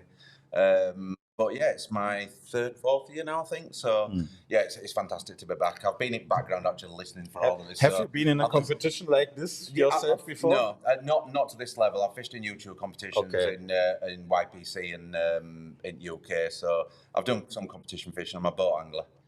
Don't worry, I use all your gear as well, by the way. So it's going well so far. I've just been having a look on the app at this moment in time. As biggest pike 120.5, which is a good fish. Zander 84.9, which will be good. Yeah, will be beaten, but that's a good fish. I mean, if you think about these three species alone, we've got pike of 120, Zander of 84.9, and a perch of 49.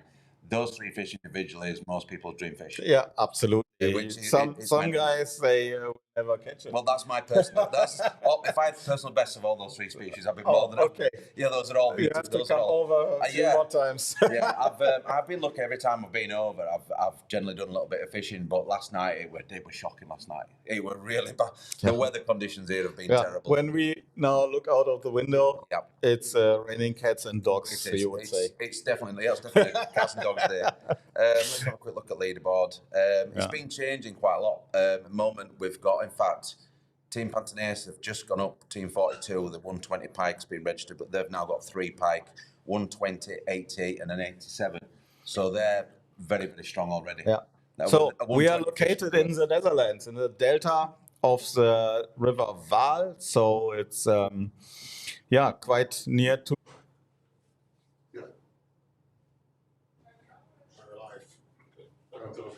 We're back.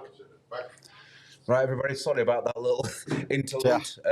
Lex Peters took over and he pressed all the buttons and the internet went off. So, Hey, I know where your house is. I know where your house is. Right outside, the world comes to an end. It's almost looking biblical out there, unfortunately, ladies and gentlemen. The weather's turned really, really nasty outside. In fact, we're sat right in front of the harbour and we can see out the window, and it's tough conditions out there for the guys. Luckily enough, there's quite a few boats caught fish. I think we've got quite a lot, actually. I just looked it up. We have 40 teams in the points. Okay, that's good. So Lex earlier said we have 5 times more fish in the competition. Yeah. Not the huge ones. Yeah. But we have some nice sizes There's some good fish yeah. already. Yeah, there's some good fish already. We'll just go back to that just to make sure there's been any changes. Team 42 still in the lead at this moment in time. We talk about a lead. This is not a lead. This is not a leaderboard. It's the progress and the progress in these conditions also says something about the fishermen. Of course it does. How they handle these rough conditions. Yeah. But obviously there are some areas where you are able to fish quite comfortably. Yeah. I mean, we're looking now at that's Michelle and Yella. If I'm not mistaken, and their weather there looks absolutely flat calm. It looks a bit real. Nothing happens, and here it looks like Armageddon is coming. Yeah. They're chucking big lumps of plastic, which I'm guessing they're going for all out for pike at this time. It's pike weather. Yeah, it is. Yeah, I think I'd love to be out there at this moment in time. Yeah, this is my sort of conditions to go out and try and catch a big pike. Yeah, it's fishable. Yeah, and if you choose the right side of the river system, it looks like this. If you choose the wrong side, maybe you have the feeling that you somehow missed the sluice and you're on the North Sea. Yeah, literally. Looking out the window, it looks North Sea. There's white rolling waves coming down. I mean, it's a pike day for me. I mean, we got up this morning, me and Dermot went for a walk down to the harbour, and you realise when you get out there in those conditions, you know, high winds, rolling water, dark skies, it's pike weather, and you really don't want to be going finesse, I won't imagine, in these conditions. Although there is some decent perch caught already. One of the English teams already caught 2 fish over 44, if I'm not mistaken, or 42 and 44. So that's a good start, and they're on to pike as well. So that's nice to get the perch out of the way.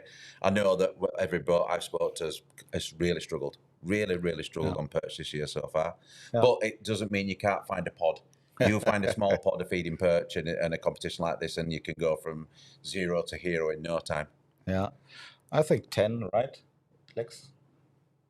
We have 10 or 11 even marshals on board of the boats, and we can show 2. We have a schedule where there's always 2 boats streaming, and if something happens on another boat, they will call in.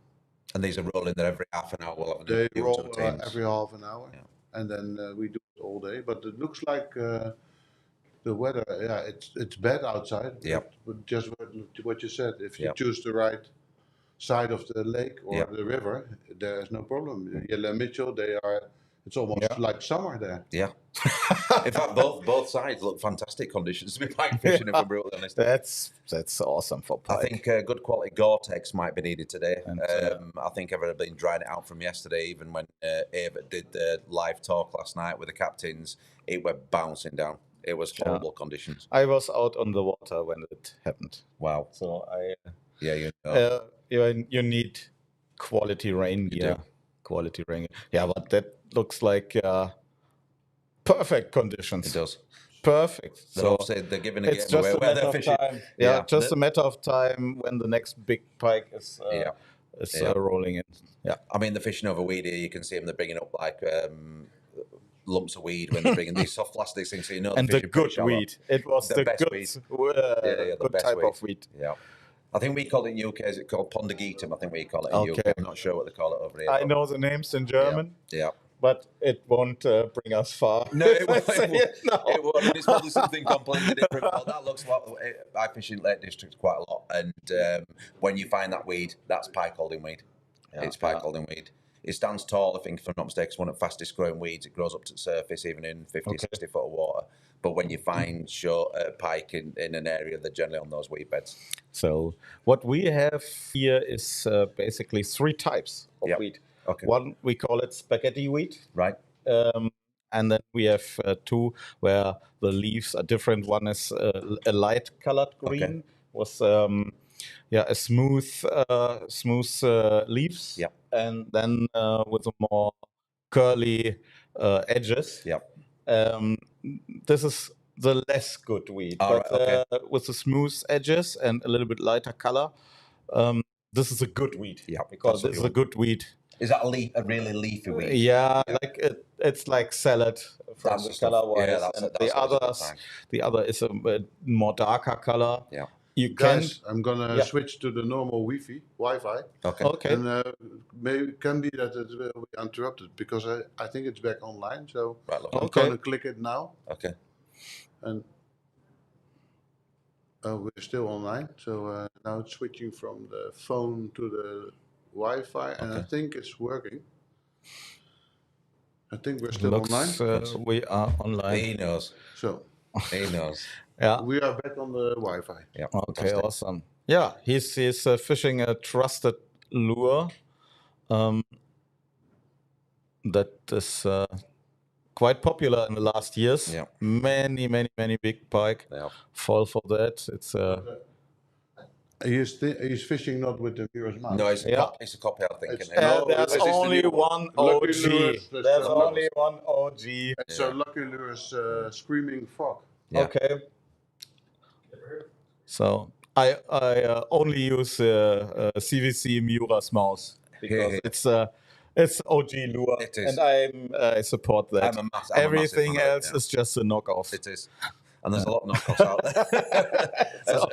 If something works, everyone wants to write I money have worked for CWC, and I know how many legal cases there has been regarding the copies of the Miras mouse. I even once imported a purple Miras mouse from Finland. Yeah, it was the most expensive mouse of my life, crazy. I think. Yeah, the price are fun.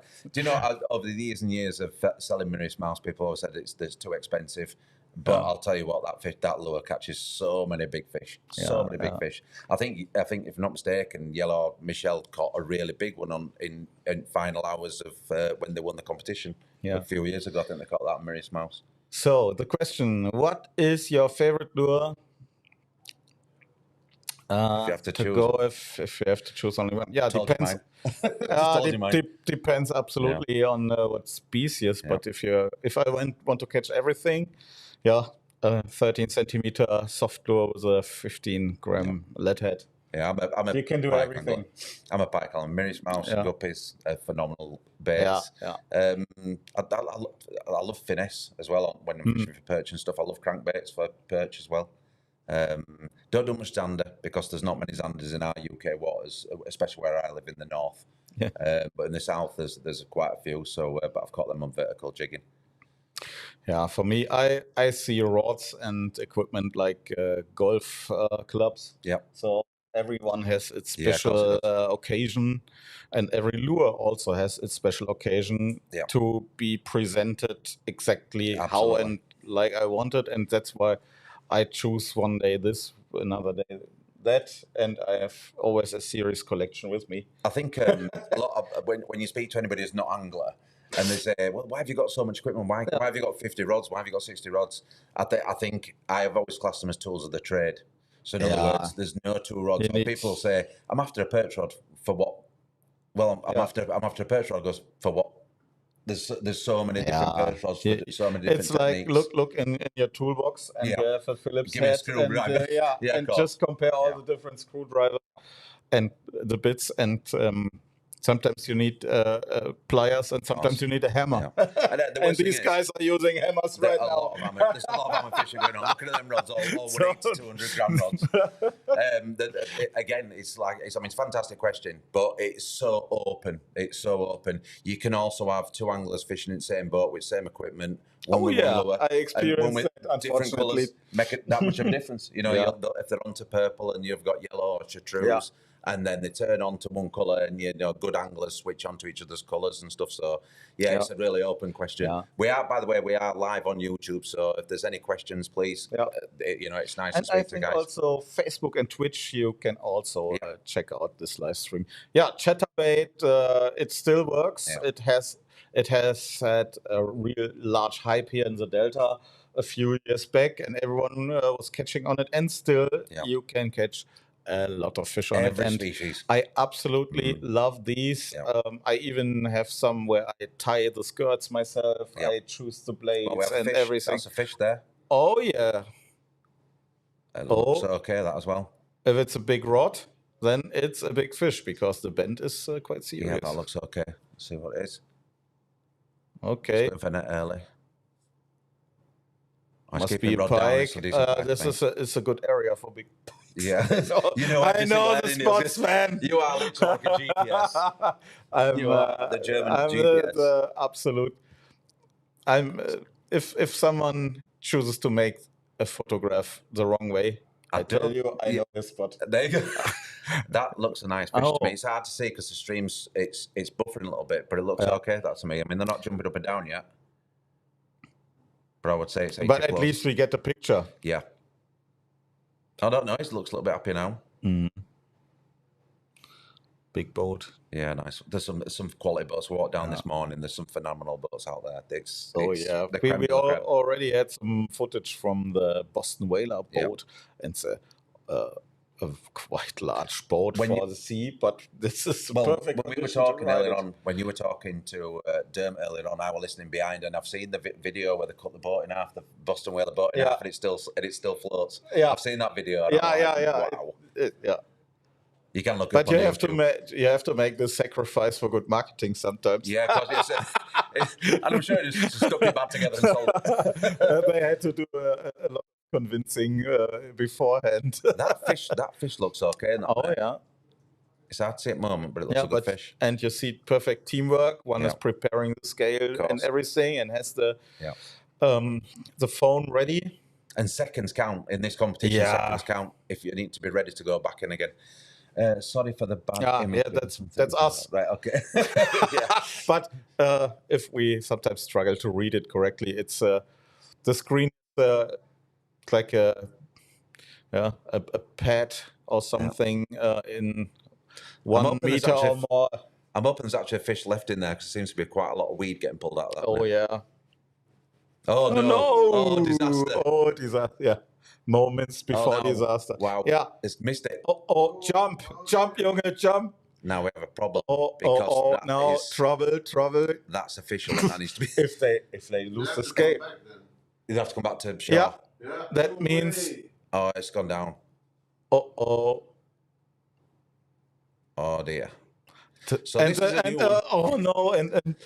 net is occupied. This is a new one because unless it's got stuck around back at prop. Yeah. You can only measure the fish on the original supplied measure board. Wow. No other measure board is allowed. This is a problem.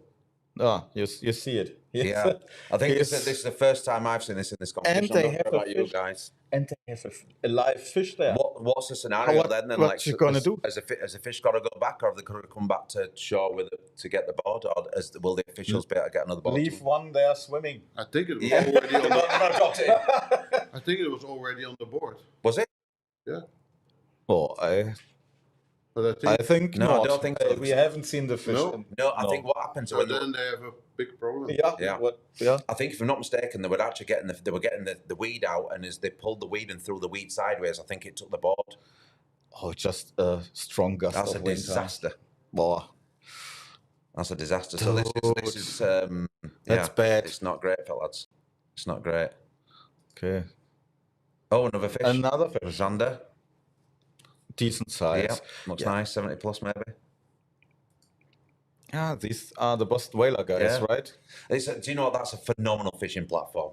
Me and Dermot were looking this morning. It's such a nice gigantic, platform yeah. to fish from. Is it a Montauk or what's the hull named? Because they are very popular with catfishermen. Yeah, don't surprise me. I mean, they've got loads of free borders, loads of space. Yeah. I mean, you could take a full family out on that and fish and not go near anybody. And you buy you buy a Boston whaler boat, and it's so quality built. We will have it for decades. Yeah. And even after that, it will sell for a good price. Right. Okay. So because the people know about the quality and have they got an outlet over in Netherlands for selling boats? In the Netherlands, I'm not sure how popular they are. How popular they are amongst predator fishermen. Yeah. But I think if you plan to go out on the sea for sea bass, perfect. Then maybe it's a good option. Yeah. Many guys with their predator boats, they shy away from the saltwater. Yeah. Everything is equipped for freshwater, and it will eat your material alive. Yeah. Saltwater is very cruel to every equipment. Is. I mean, most guys, if they don't go out on salt, they have to flush their engines to make sure that they get all the salt water out. Everything that is inside, even your tackle. Yeah, it's in a lot. It's your trailers and everything. Because if you're launched in salt water, terrible. Yeah. I have lived in the south of France for 5 or 6 years, and I tell you, even the salty environment, it eats everything. Yeah. And but now they are heading against the wind, from what I see. That's so a little update about Team 1. Okay. They had their first pike. They want to measure it. But Team 1? Which one do you mean? The winners of last year. Oh, wow. Okay. And then they wanted to measure it, but there was something going on in the net, I think. And then the wind took away the measure board. Yo. And now they cannot measure the fish, so they have to come back to get a new measure board. They probably lose the fish. Wow. Yeah, so. Or they keep Is that their first fish as well? It was the first fish. Yeah, they have no chance in hell. How can they you cannot come back put with it a in pike? the live. Yeah, you can't do it. In the live well. Yeah. It's not allowed. But it's not allowed, exactly. So that was a bad mistake. Yeah. So are they the actual measuring boards? Are they just material? They're not on top of aluminium or anything like that. So no, it's just a roll up PVC. Yeah. So you saw they had sinks. Yeah, that's really tough luck. Yeah. But bad luck. What we see here is it's better that it happens now than in the last day with your last pike. Absolutely. Yeah, but on every fish, it's a bad thing. Of course, you fight so hard for that one fish. It looked a fairly good fish as well. It would have to see from camera, but it looked a fairly nice fish. Even if it's would have been an 80, 90 pike, it's a 0 points pike now. Yeah, but what you see here, these guys have to be on the remote control all the time to steer their boat. They're such a good team fishing together, those two. Yeah, like they can do damage. They can do damage. Yeah. But what I noticed, they'll be there and thereabouts. What I noticed, all the teams that were high ranking in the past, and I fished a lot of tournaments, and the teams that have won, they all have something in common, and it's a really an awesome spirit on the boat between the mates. Yeah. It's really something where they have fun. Yeah. It's not like a real. It does not seems that they are struggling or so. Yeah. It's everything seems light for them, and they're having the time of their life, you would say, but they are right in a tunnel. Yeah, I think I think if you fish for predators, if you're predator angler, and especially if you're a boat angler, I think that you both have to be so in sync. And you both have to be able to keep each other high when it's high. One says fish on, the other one on it. has the net in the hand already. Yeah, it's a really fine tuning. When you find that partner where you can fish with like that, it makes your life so much easier because you know you're not fishing. You don't have to be the captain of the boat. You're part of a team, and it is a team event. These are team events. Like you say, when one of these lads catches a fish, the next man brings his rod in. The net's there, it's ready. There's no calling for the net. The net's ready. It's outside here. they'll handle the fish. They'll be getting the board ready and everything. So it's you've got to be fine tuned to win competitions like this. And seconds mean and everything. you see how important it is to have everything in place. Not take your eyes from the scale 1 second. Yeah. Yeah, and like I said, look at I mean, they were in a bit of rough condition. They were in rougher conditions, those lads, when it happened to them. But I mean, it takes seconds for your map to go, and you're gone. So, every team that will know about that, they will put maybe a tackle box on it next time. Yeah, maybe so. Something like this. I mean, it'd be nice even to put even a strip of Velcro on the carpet. Yeah, something simple as that. Let's just have a look at current leaderboards that we're getting. Oh, we've got new leaders. Yeah. Boat 28, which is Philippe and Elia. Oh, damn. Let's have a look what they've got. They have got 3 pike. They've got a 101, 86 and a 68. So that tells me they've got other fish. Let's have a look at the caught. Oh, they've had a Zander of 63. And they've had a perch of 36. So they're trying to fill the card. That's close as we've got to fill in the card, if I'm not mistaken. Yeah. Team 42, they are now on 2nd place. And I think they did not add any points. No, I think they're pretty happy. They have burned their first spots, I think. It's now plan B and C. It's plan B and C. But I mean, they've got a pretty strong card there. I mean, 88 and 87, they've got to be upgraded to meter fish. In this competition, I've seen it over the years. In reality, you need 3 fish over 105. A minimum of 3 fish over 105.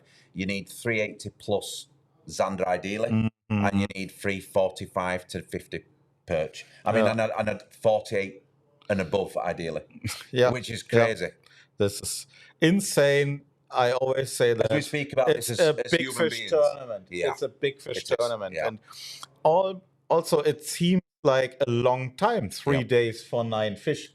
It's only 9 fish. It is, but the sizes you need to win this thing, it's you have to be in the zone. Of course. And let's say the pikes are, the easiest points because all points are equal. You know, in other competitions there are factors like the perch is by 1.5 or by 2 or Zanders by 1.2 or what. We don't have that here. No. A centimeter is a point. So that means to upgrade a pike from 1 meter to 1 meter 15 means 15 points. You cannot do that if you have a 45 perch. The potential is only a few centimeters. But with big pikes, the potential is really gigantic to make a leap. But you have to have all 3 species on the boat, of course, but on the board to get extra 1,000 points. And that's a special rule to really incentive the full card. Yeah, and it makes such a difference. And when we start getting the full cards, you'll start seeing that someone will come. I mean, you may have 3 small perch, 3 small pike, and 3 small Zander, but when you get them extra 1,000 points, you go straight to top of leaderboard. Yeah, and those teams start. I had it with one competitioner here with Thomas Brunch. He's also very skillful angler. And we had it. We had, I think, 1 meter 15 pike, 1 meter 11, and I think 1 meter 5, a few okay Zander, and 2 perch. And how can it be that we had no perch in the complete last day of the competition? Yeah. And it was a full day. And we would have been, and that's always the talk of the losers, I know, but we would have been at least top 15. Yeah. I have an update again on Team 1. Okay. They are really lucky because they have the old measure board from last year. Oh, wow. How is that and possible? they have Marshall on board, and we have all seen that they caught the fish. Oh, fantastic. So we are allowed, they measure the fish on the old measure board. Oh, that's fantastic. Yeah. So, did everyone hear you? I think everyone hear me. Okay, cool. Yeah, but awesome. So I think they are really lucky to have a Marshall on board. Absolutely because lucky. otherwise they would not have gotten the fish. Oh, that's fantastic. How lucky you have to be. And I think it will be in the leaderboard now. So we are with Team 1. Now I think it was a warning shot for them. Yeah. That's it. Oh, here we go. So is this them Oh, you measuring the haven't fish seen now? the fish. I want to see the fish. This is the team measuring the fish now, isn't it? No, Is it? they released it. Oh, they've gone. Okay. But if it will be on the leaderboard, then we will know how long it was. That's so lucky. Oh. Also, look, have you noticed they've put something on top of that? It's on the leaderboard now. It's 1.17 meters. Oh, wow. Oh, my God. So imagine having to chalk that one off. Yeah. Wow. Oh, I think these are pro staffers from Haringvliet Amer from France, when I see it right. Wow. They know their stuff. They're like, look at them cleaning it off as well. Keeping it wet and now very secure. Yeah. So lucky to have that on board. Oh, yo. And looking at that lure as well, it looks like a fairly decent sized lure they've got on there. It's the sort of stuff I chuck for pike. Big pike, big lure. Not always.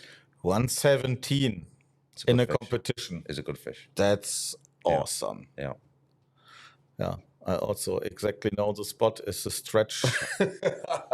It's a good stretch. The German GPS. Yeah. It's.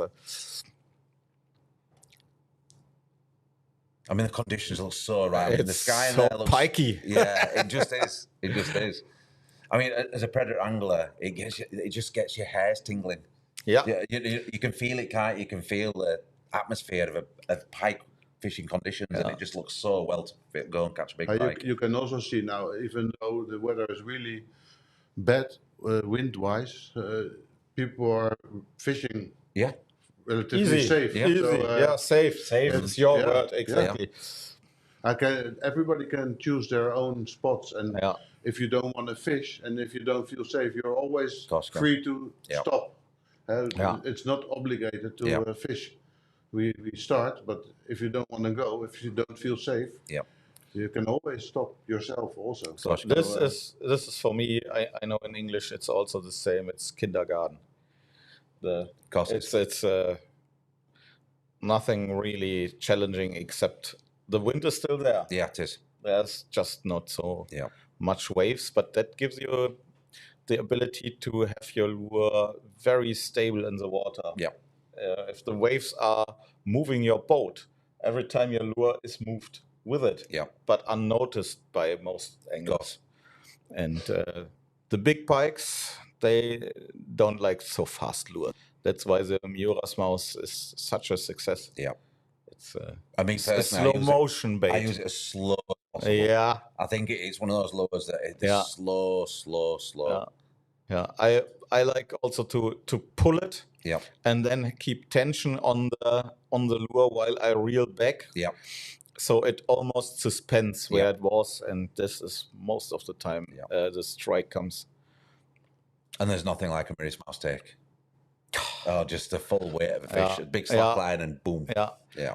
But I think some major part of the big pike population they know this lure. Yeah. And right now I'm a bit hesitant to use it, but still you see how effective this is. It's just a consistent catcher for so many people. Yeah. And there's a lot of people still don't think it's a particularly good lure, but it's only because you've not done it enough. I think any lure. Yeah. It took time to have confidence in it. Of course it did. But the first few strikes at sight sometimes, right at both sides. Oh. I mean, there is some phenomenal videos as well of fish taking right outside of boats and stuff. Yeah, and also Evert and Truman also showed the world how it's done. Yeah. And I've been looking to go over and fish with Pierre over in Ireland, and when you see him using it and stuff, and he uses the original, the original ones he got, and they're just a bit different. Yeah, just a little bit. Yeah, and they have. I always say a lure can have karma. Yeah, that definitely does. We are fishermen, so we have trust in things sometimes irrational. Yeah, we do. Yeah, we certainly do. We certainly do.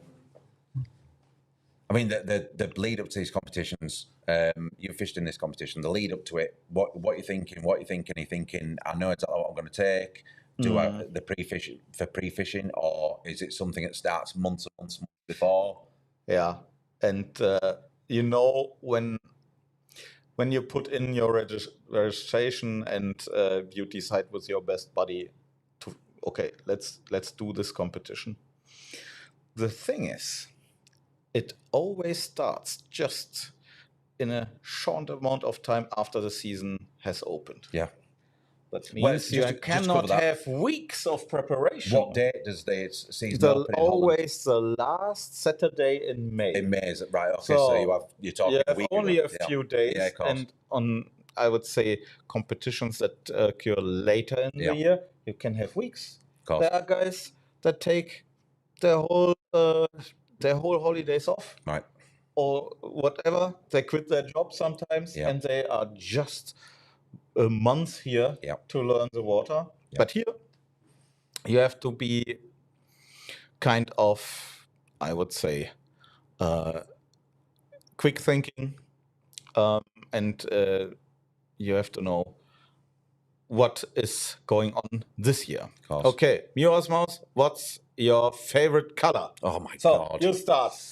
There are so many colors to choose. This is the thing. It's another one of those ones where it depends on conditions. Vanilla ice cream. Yeah. So ice cream. Ice cream's a fantastic color. If I could have only have one, so ice cream it is. But I have a second. I like Dirk Whisper. My personal favorite is Dirk Whisper. What is it with the red? No, it's the black with orange and a white flash on top of it. That one with a large orange. I've got like a large orange whale tail. So over your place, orange is a thing. Me personally, I've always had an affinity with orange lures. I fish a lot of peaty coloured waters. So you've got a lot of like stained. A lot of the river systems run from like farmers' fields. So you get a lot of peat stained water. This tannic. I think so. Yeah. I think orange. I think like an orange and like a motor oil coloured tail just works with a bit of glitter. That's my personal. The first one I pick out is that one. I love ice cream. Ice cream's ice cream awesome was my first love. Yeah, it's and I see loads of different variants of people's what they use, but I think once you get one or two favourites, you stick to those. And I've got mice of every colour. My second favorite color is purple black. That's I don't know the right. Yeah. What's that one? Do they call it purple? What's the purple? What do they call it? Yeah. Dracula. Yeah. So it's for me so universal because it's in contrast to ice cream. So ice cream, white and standing out so much. Yeah. But I always think from the view of a pike, it looks up. Yeah. And if you have something dark, really dark, and I sell them in my BFT shop. Do you have a shop, Lex? If you want to have, because I'm a partner of the show. If you want to have a Muir's Mouse, the best selling color, what do you think it is? Ice cream. Ice cream. Yes, it is. Ice cream still is such a good color. Yeah. I even have this in the spotted bullet's another good color. A lot of people like the spotted bullet, but to me, ice cream is just. And you can change. The thing for me about Muir's Mouse, and no matter what anybody tells me, it's not one lure.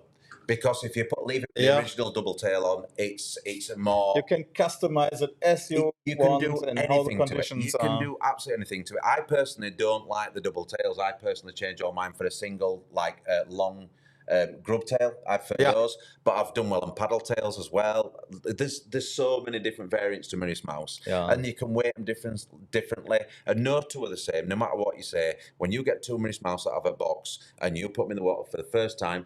Every one of them slightly different. Some of them are slightly different. Individuality right. makes them their own individual lure. It's just a phenomenal lure. Yeah, last year I went really crazy on these. So I always had two of the same color. Yeah. One rigged with a double tail and one rigged with a shed. Yeah. And then with a rattle inside. And so one for windy conditions where you have to make more pressure and more pressure and everything, more movement. And when it's more calm, I use the double tail, and I don't fish it that aggressively. So it just stands out, but not overkill. The interesting thing for me, when I fished with Pierre, he said that we fish after he started using live. He said that we fish Muir's Mouse far too slowly. Now, to me, the Muir's Mouse is the big thing about it is it's such a big profile and it's in the face for such a long time.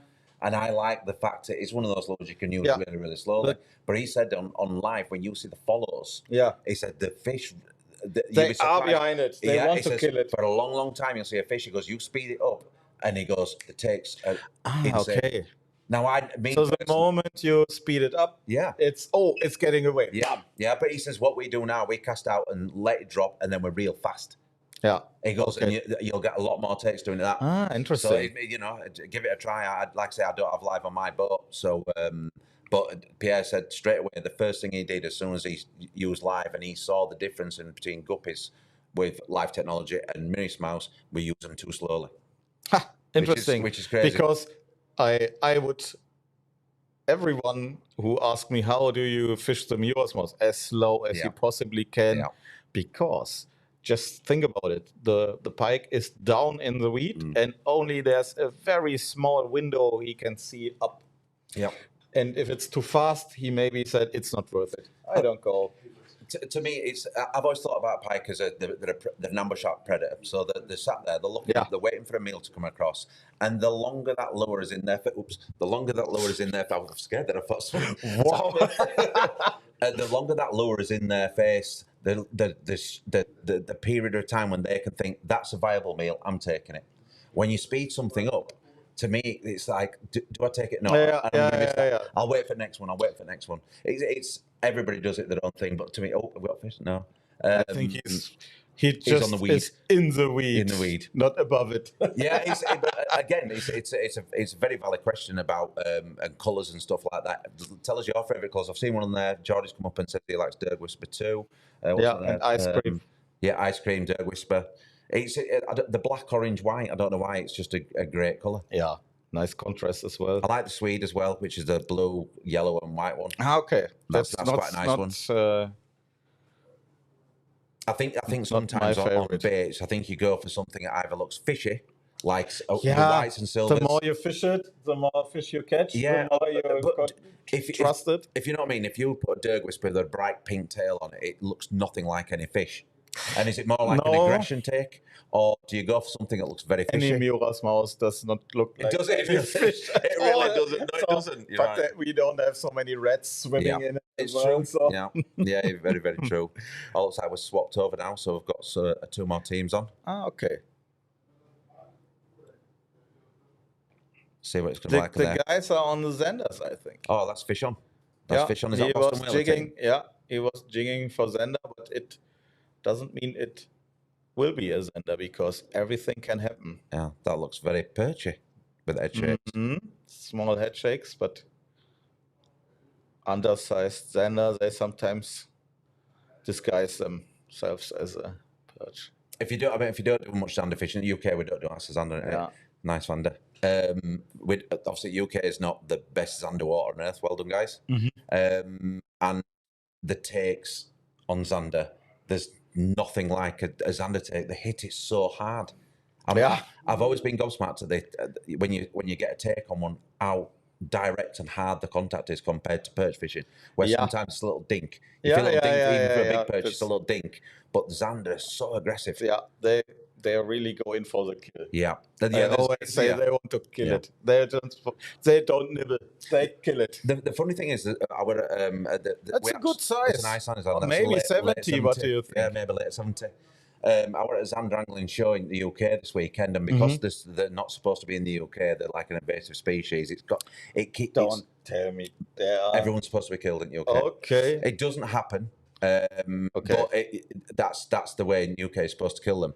Now, we were talking about it, and there were a lot of talk about Zander taking baits.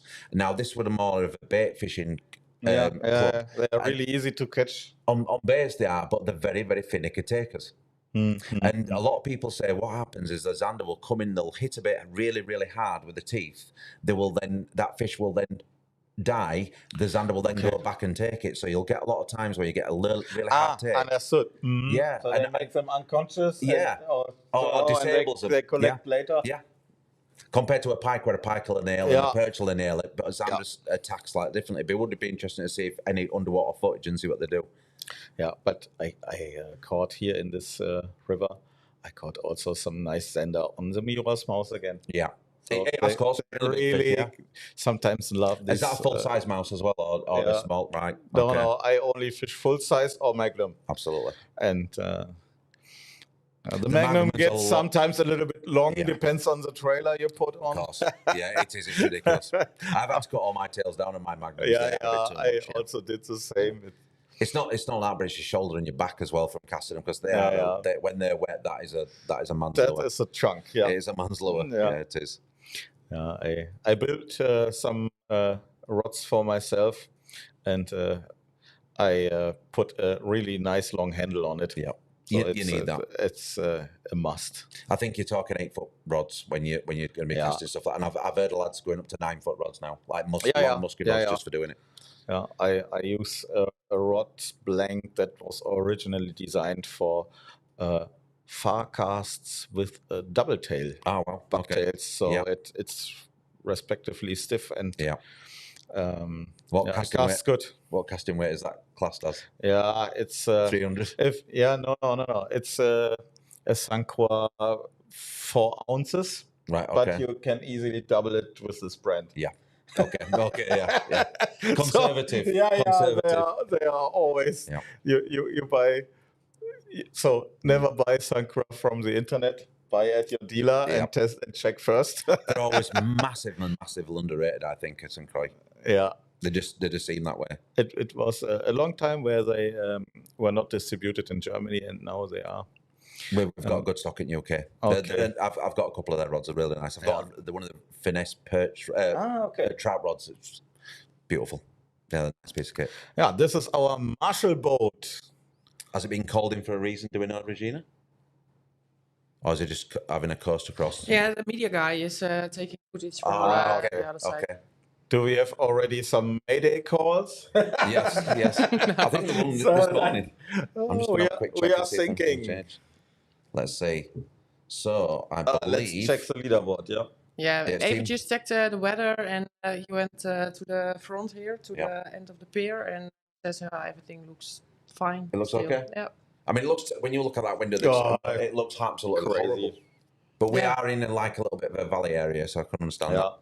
So nothing has changed much. No. So the last hour or so, like we said, they burned through their safe spots. Yeah.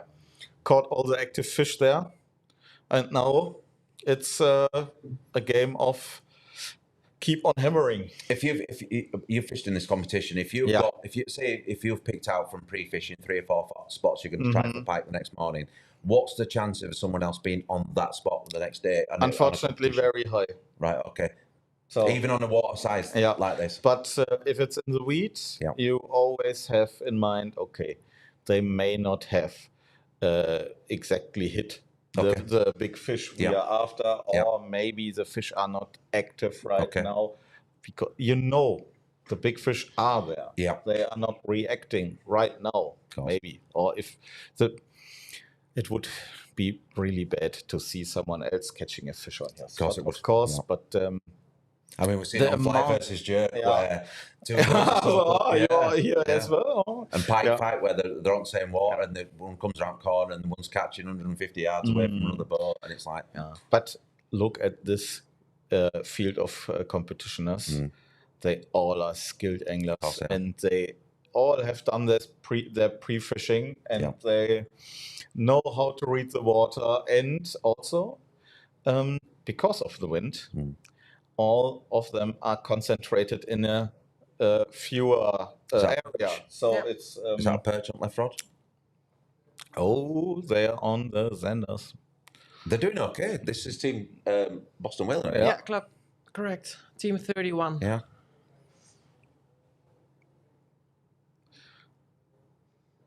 It's giving them a bit of a scrap there.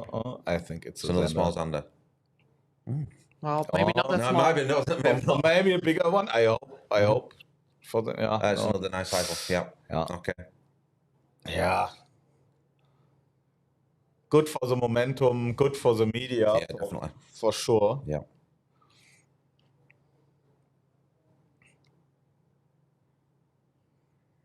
Yeah. It's maybe not a winning fish, but it's a fish to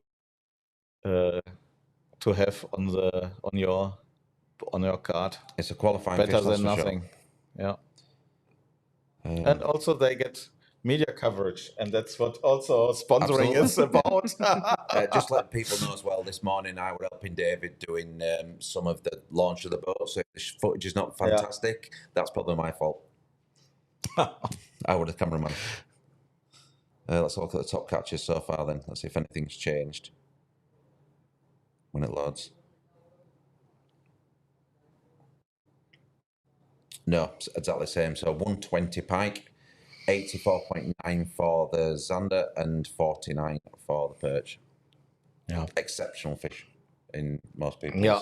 And personal bests. interestingly, everything was caught in the first 1.5 hours. That's true. Yeah, that's true. Yeah, that means the preparation went well for many. Yeah. Yeah. Still, we have how many teams with points? Well, that's difficult to say because when people are fishing for Zander first, you don't see the points don't see yet. the points. No, you only see them when the Okay. Zander Of points course not. when you get when you Course have the not. full card of the Pikes. Okay. And the perch will only count if you have the Yes, full card of What the I Zander. can say so Forgot, far, last time I checked, we had 40 teams in the points. Now we have over 50 teams in the points. So they are catching. Yes, I've completely forgot about that rule. Yeah. Well, that's why I'm here. Absolutely. Yeah. Even the team after that with 0 points, but on spot 52, they already have, I think, 3 Zander. Yeah, 3 Zander. Yeah. No perch, yeah. Yeah. So, yeah, just to let you know, guys, it's the rule is before your pike count, you have to catch the other species, right? Yeah. And let's with a face it, full, this is an easy competition to win. You need just 3 perch. You need 3 Zander, and you need 3 pike in 3 days. In 3 solid days of beautiful weather conditions. How hard can it be? And at season's opening, more or less, so many fish are fresh. What I think most people class as probably the premier European Predatortour. Yeah, in Germany it's considered a European Championship. So you're European champion if you win this thing. Yeah. It's also, I think, the largest competition. Yeah, largest boat fishing competition. Largest boat fishing competition. I just wish I were there now. Every time I come to this competition and I see the boats going out, you know what I will do when I leave our stream here? I will go to a very big fishing shop, and after that, I will go on the water again. Fantastic. The new guest is already waiting. All right, okay. Yes. Oh, cool. Yeah, then Tobias. it's awesome. Then, guys, thank you for your attention in the screen.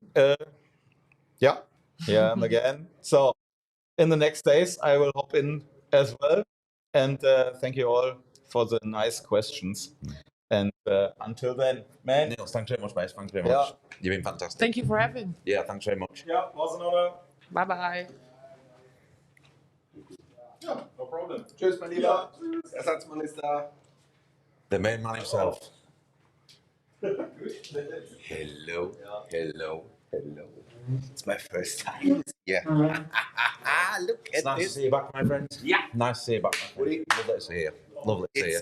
It's great. It's great to be back. We're both looking a little bit slimmer as well this time round. Yeah, that's right. So we're looking really good. Yeah. With these lights and the AI filter is everything. I think it must be AI. It must be AI because I still eat plenty of pies. Tobias, can you sit a little bit closer to the You mic? need to get close to the mic. That's it. Thank you. Yes. So, how have you been? Welcome. Where I have been today, or what? No, how have you been? I'm fine. We are really super busy in terms of the season starting finally. You know, we had, I don't know, 3-4 weeks ago, we still had snow. Okay. Wow. Snow and bad weather and everything. And then it changed from ice to bright sunshine. The people go to the water finally again. And everybody wants today his boat, tomorrow in the water. And you know, it's normal and a little crazy. And that's but finally we make it. We are on the water. We have outstanding products. We have really good tournaments now coming in. And I was really so looking forward to come here because I had really a tough year last year and was not able to come last year.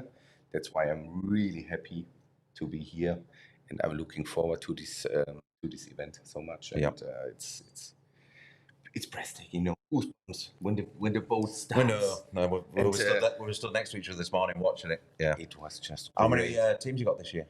4. You got 4. Yes, we have 4 Mercury teams, and the field is so strong. The fisherman is so strong. You can tell that you have Europeans best Predatortour fishermen for the boat. They are here, and if you are competing and you will make it, let's say, in the top 50, you are really good. I've got live fish.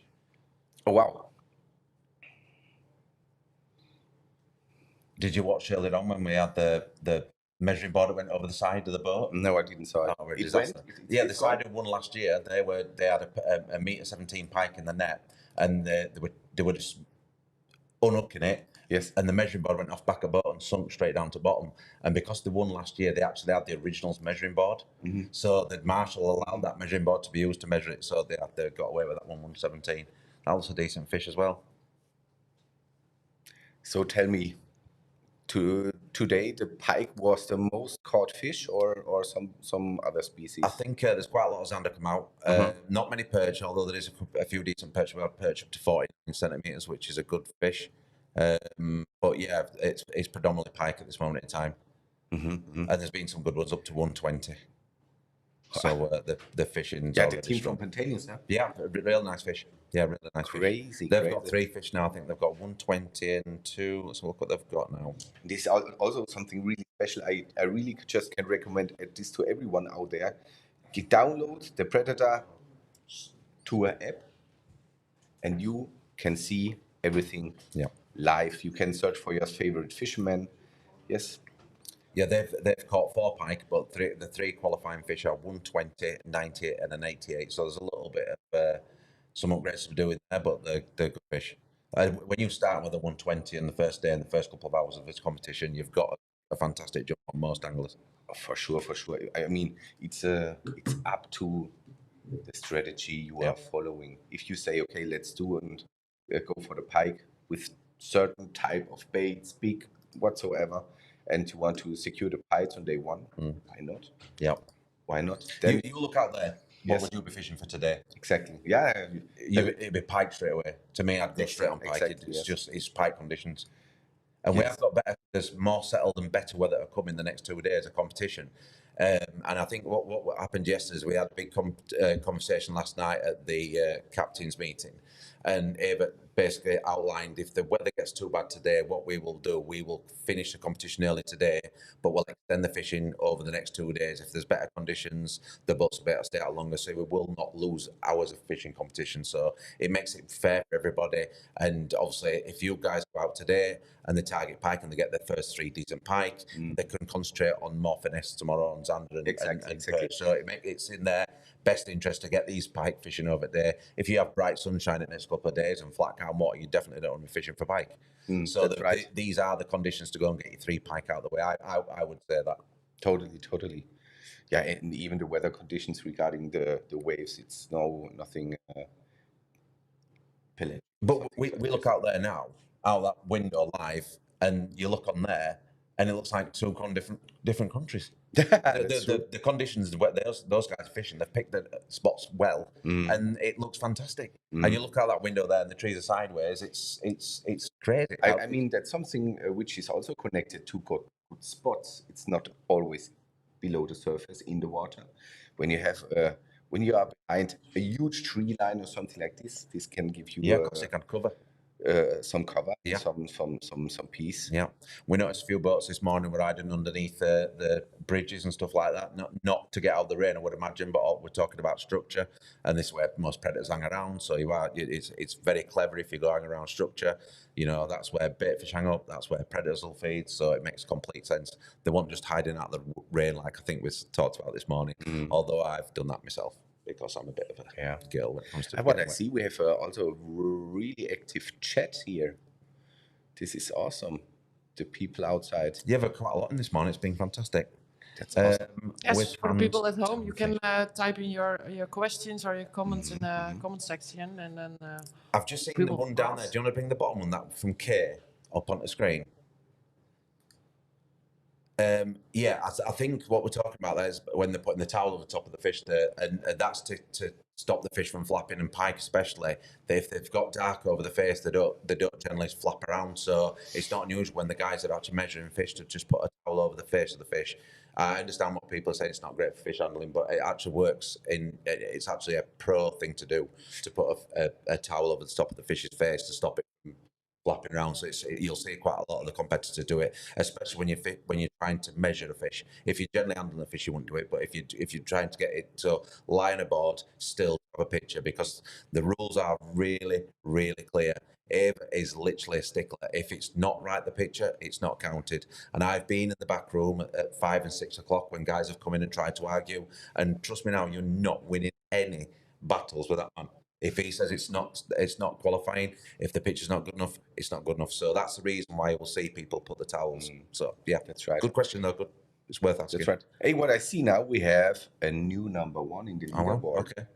So Team 28, Philipp Bringhoff, Elia Sendgrotti. Yep. Team 28. Team 28 have now 376 points, and that means they caught 3 pike. They caught already 2 Zanders and 1 perch. Yeah. Not bad. Not particularly big fish, but they're well on the way to getting a full card. They've got the pike, they've got 2 of the Zander, and they've got 1 of the perch, so they're already on track to get the full card. I mean, in the general result competition, it's nowhere near good enough to be anywhere near, but I mean, it's a good start early doors. Yeah. In the beginning of a competition. And to get the perch out of the way, because I don't know about you, or what have your teams been saying? Have they struggled with the perch so far?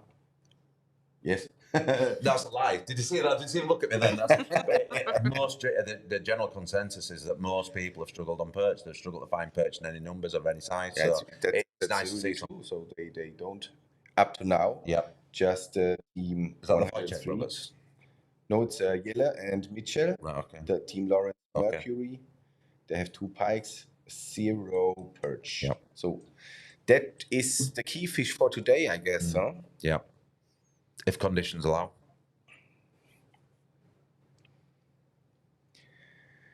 We are currently watching Team 31 on the right. Okay. And That's team, Tomek. Yes, and Team 3 on the left. Okay. And that's quite interesting. I have to tell some things about Tomek on the right side with the red shirt. They are also a premium sponsor of the event. And Boston Whaler is is showing now that they have also really good fishing boats for all weather conditions, and not only for fishing. You can put your wife, kids, friends on the boat. Everybody can have his part of fun. You can fish. They can lie in the sun, and it's they drive really incredibly good.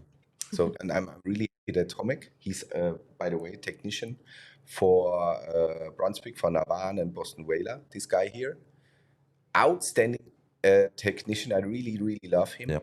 And I really like that they now started going here with the Predatortour in the Netherlands. And he will also participate in the Predatortour in Sweden. Oh, wow. Okay. This is really, really good. Like I said, it's not a brand of boats. We all know Boston Whaler as seagoing vessels.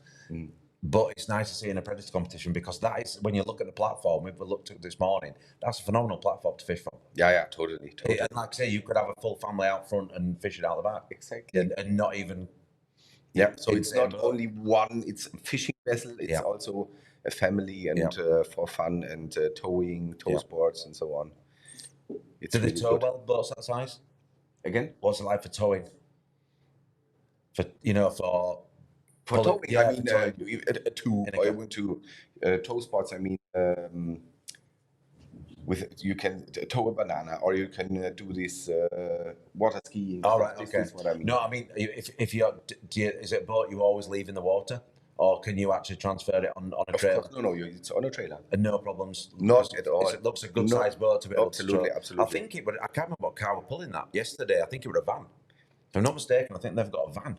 He will take it on a trailer to Sweden from here. Right. Okay. The same boat, so Yeah, he of course. takes it home, and you can leave everything on the boat. Yeah. The electronics, your rods, everything is in the.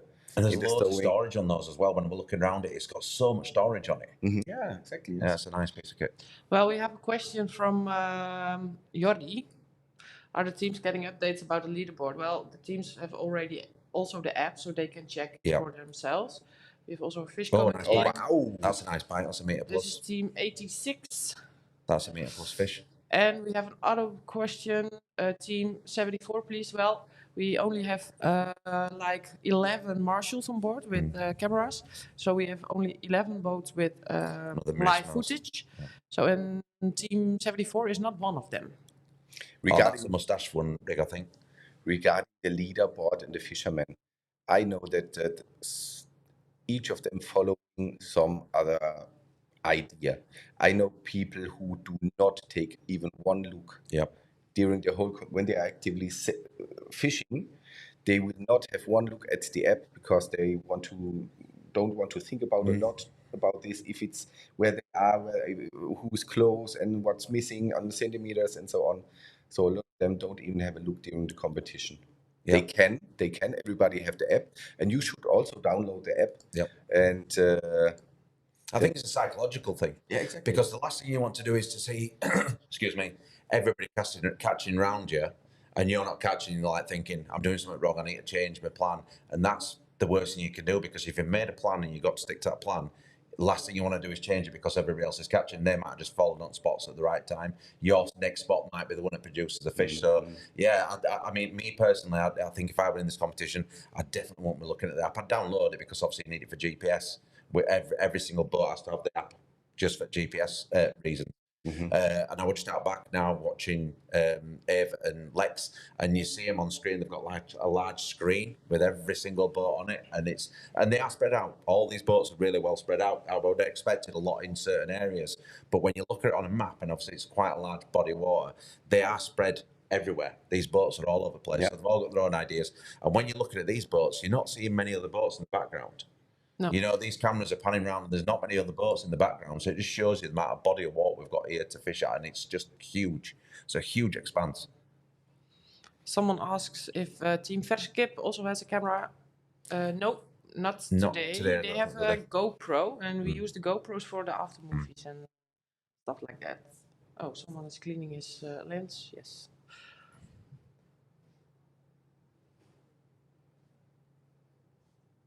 Looks a little bit. Oh, they're just setting off. They was moving out there. On the right side, we have Team 3, and on the left side, we have still Team Boston. Okay. Here. On the side scan there. It's very kind of them to show us side scan, isn't it? Yeah, it's a nice hummingbird. Yes, you can experience so much things from the really good fishermen,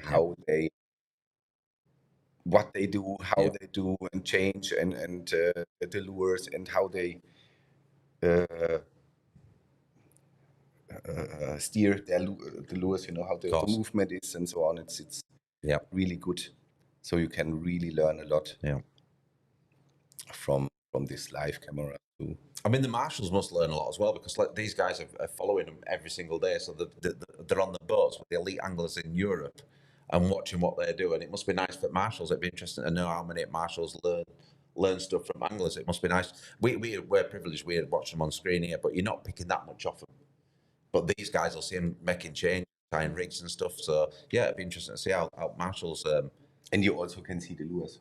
Yeah, of course. yeah, of course. Which is sometimes they hide it, and before they come back in the marina, they put all the lures away in the storage that nobody can see what they are using. But now you can see what they are using and which bait is successful and not.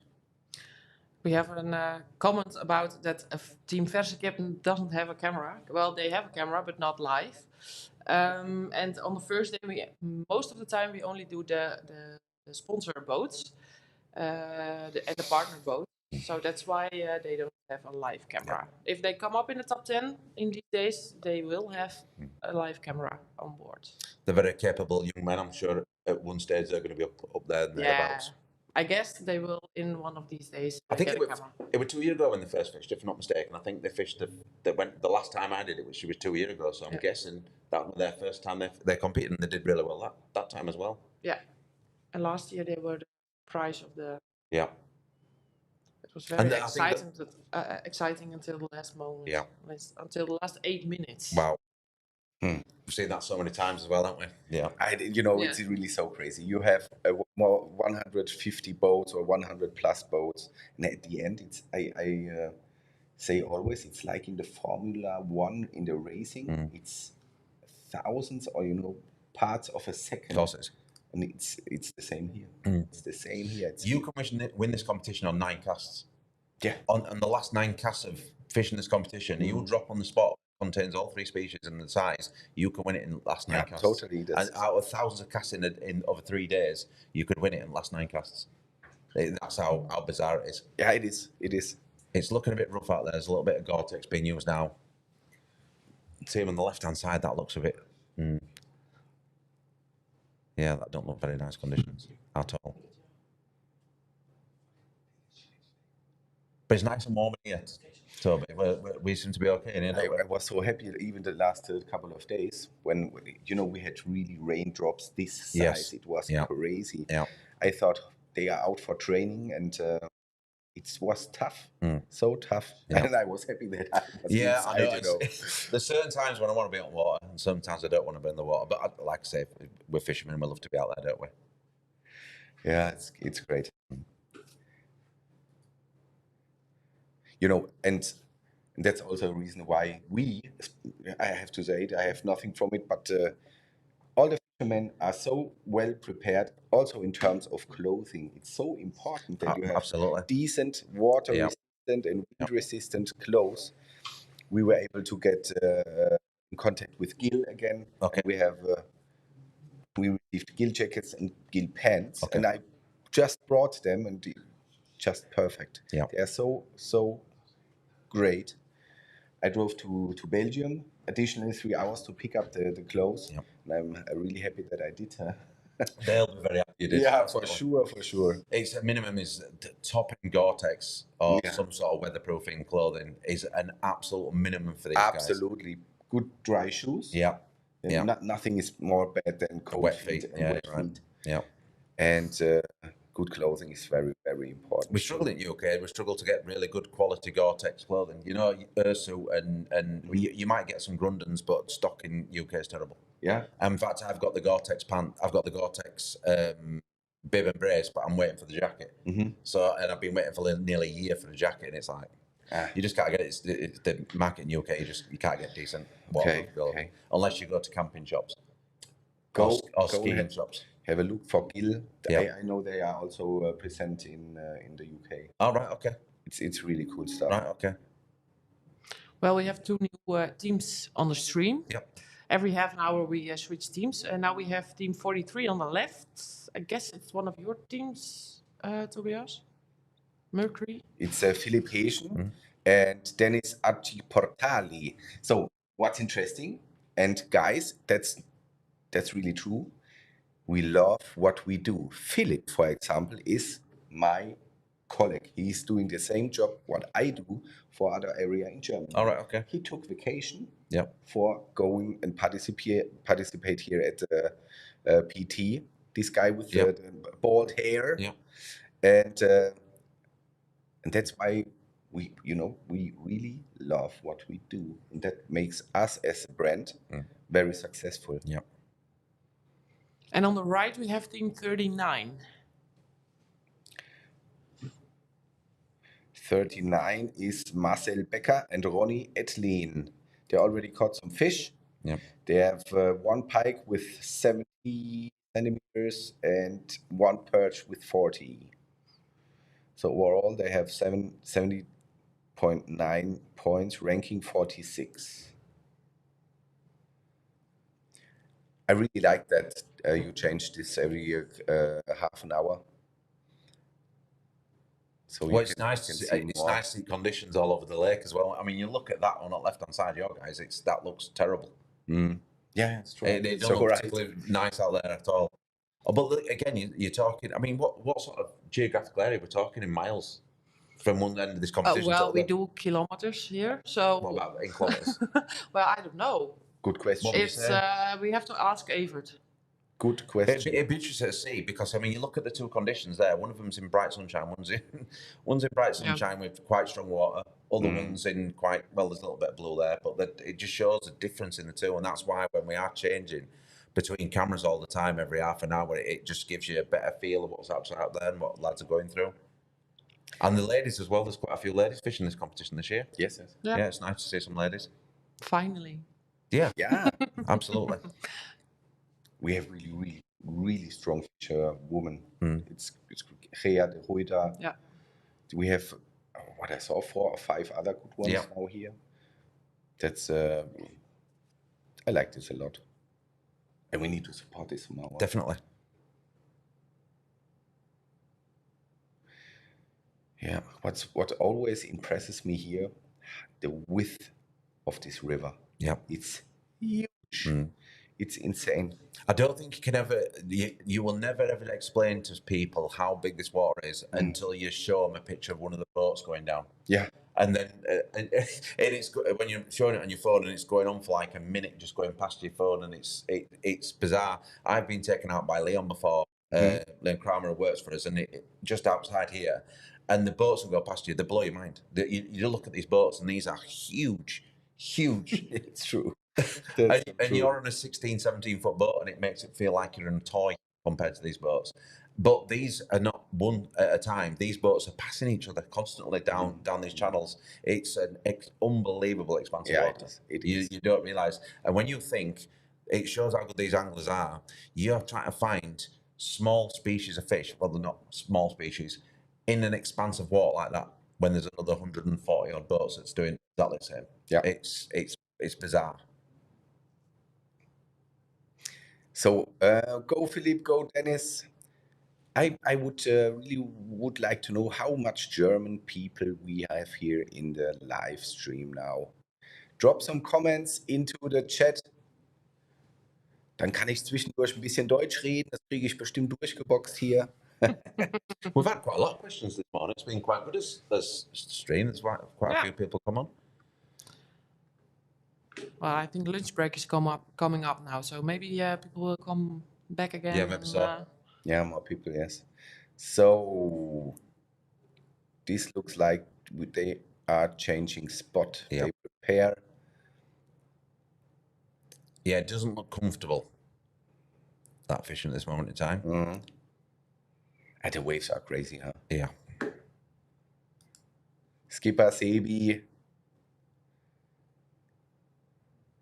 Wen haben wir noch hier alles?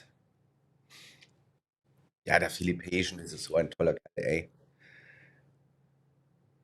I have him, he's my colleague, huh? And he's now with Germany for 1.5 years, something like this.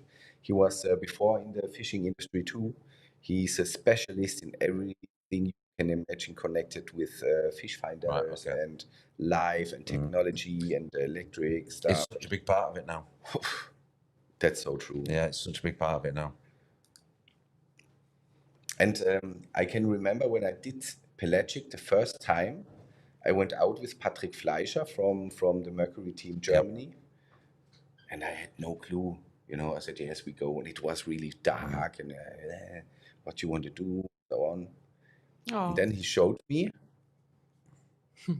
Dennis ist mein Papa. Nein, wie cool. What flag But is that? it was dark. From Acci Portali, der Dennis, der wo gerade, the guy on the left side, that's his son. Right, okay. Who's dropping in comment. Der Dennis ist ein toller Kerl. So he's the first time, Dennis, the guy on the left side, first time in the Mercury Pro team. He's an outstanding fisherman too. Yes, I want to go on with my story with pelagic first time. So we went there, he was searching, and he said, go here, take the rod. And I saw this huge rubber thing with this huge bald head. And what the fuck, you know, what is this? And he showed me and said, do and down, and you can see everything very clear. And you know, if you're a fisherman your whole life, you know what you have to do to present it in front of the fish. And all of a sudden, a strike. I cannot, it was breathtaking. I saw the fish following the lure, more up, more up, more up. And I was, holy shit, that works. That works really well. So, and then I caught a, I don't know, 80 plus Zander with him. That was so cool. Yeah. And this is something really, really special. And it's only going to get better. The imagery is only going to get better. It's already improved so far. Yeah, it's only getting better. We could speak hours about fishing live and stuff like that. But yeah, it's allowed in this competition as long as you've got no outboard engine on. That's correct. You can only use live technology if you've no outboard on. Take a picture for him. Off. No, yeah, it's going to be off. Yeah. Yes, you're only allowed to use the live. Your outboard engine is off. This is off, yes. And that's something also what I really like in these sports. If you have a moment, and when you catch a fish, and you sit at home on your couch, and you think about this spot, 1 year later, 2 years later, this small movie behind your inner eye comes up. Yeah. And that's so great. The memory thing. Hey, sailing salt mates. This is Christian Biret. He was the guy who did the Lure Master tournament. Okay. Yeah. And he is now in Greece with his family. He rented his apartment and sold his boat. They rebuilt 1 year a catamaran together and sail with their boys around the world. Wow. So now he's in Greece. He was in Italy before. And they have, go YouTube, Salt Mates, follow them. And it's really worth to see. It's just great. And by the way, he's an outstanding guy too. I think I've seen that on YouTube. Sailing Salt Mates, it's great. Yeah, I think I've seen them. Yesterday evening, I watched one thing, where he caught a tuna, I think 30 kilo, 40 kilo tuna on a really small rod. 2 hours of fighting with his boys together. So I 9 and 11 years old, something like this. I'm not sure. It's unbelievable. I think to follow. They were doing the one I saw. I remember it on a catamaran, and they'd run out of some products, and another boat came by, like a fishing boat, and then they were throwing products to each other. So there's someone giving him fish, someone giving him fruit and stuff like that. And they said it's quite common to do that out in open ocean. If one boat's struggling, another one will help each other. I've seen them. That's fantastic. And it's nice to be on stream. Thanks very much, guys, for your comments. Yeah, Christian. Sailing Salt Mates, just very, very cool. With his wife and 2 boys on a boat. Yeah, that's how I remember him. It's a small crazy cool.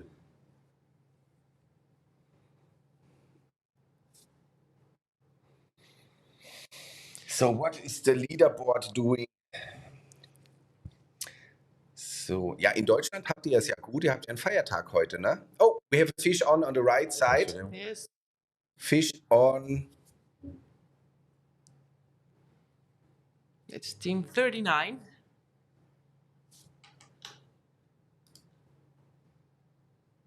And we have some. What would it be? It looks like well, a pike, you know, when you don't have this in the tip of the rod. I can show you guys the back end. All right, okay. In the meantime. Yeah. This is where the pictures come in. You can see they watch it on a tablet or on a laptop. And they zoom in, because we measure by the millimeters. Yeah. And it is... It is nice no perch. way. That's a nice Huge perch. perch. Oh, that's a good one. Oh, it's a superb perch. Happy guy. Oh, that's a good one. It's definitely late 40. That's a nice fish. It didn't super fight. nice It didn't fish. fight like a perch. That's right. That's true. But I think it's a caught on a chatterbait. It looked like a chatterbait to me, and sometimes the big hook makes them not fight as strong. And it looked like it's on a wall, huh? Somewhere. Yeah, on some structure. It's gonna be a little bit. The connection is not all too good. Yeah. Well, our marshal, this boat, story behind it, his team buddy gets sick. Okay. And you're not allowed to fish the competition on your own. So our marshal is there for helping him with the taking the pictures and netting the fish. Ah, crazy. So he could compete. No way, that's cool. Our marshal is not allowed to fish or anything like that, but he is allowed to take the pictures and help netting the fish. So he could do the competition. So so that one man is going to fish on his own for he's on 3 his days? own. For 3 days? No, I don't know, but for today... Could he bring someone else in to fish with him? Is that allowed, or can you bring some shooting? Right, okay. I imagine you prepare for this event. I'll see you later. You prepare for this event, and then... And what we see, 5:45? Yeah, something like that. Definitely mid-4.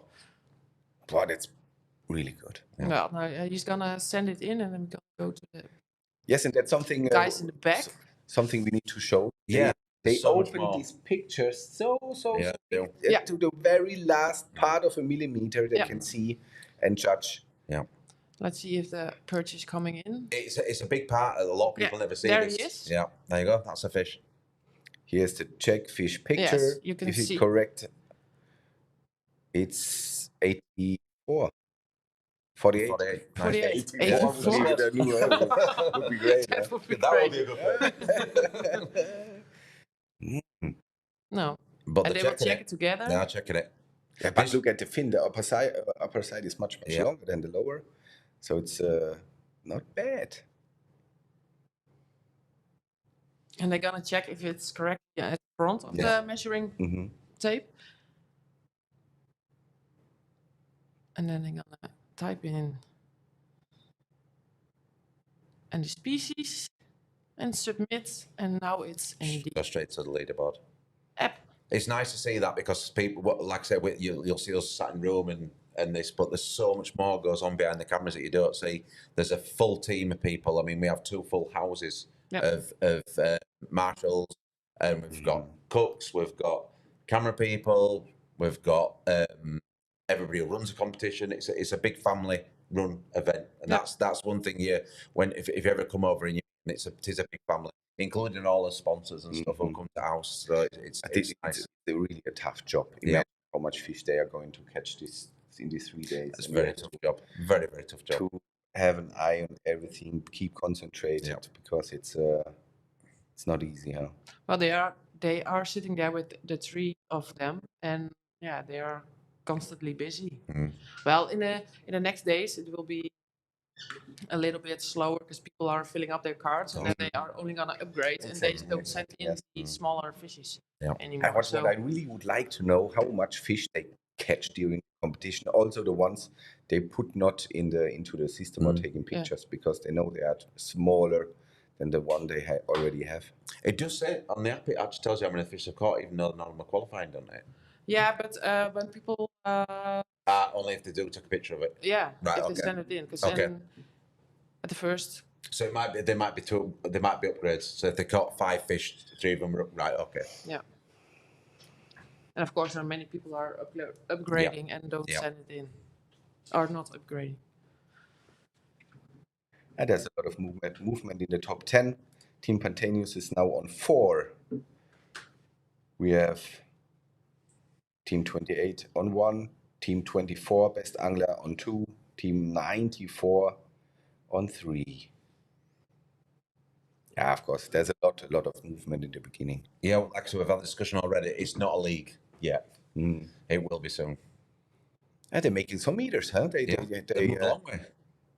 And now you can see again how huge these waters are. It's crazy.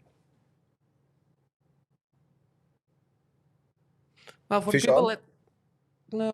Is a fish on? No. For the people at home who are just joining us, welcome to the Predatortour 2026. Day 1, we have Adrian and the camera is not sharp anymore. I will fix that later. If you have any questions, please leave them in the comments. And around 12 o'clock, we're gonna log out for a sec because we need to reboot the stream. So then we will be gone for a little while. But please join us after when we come back.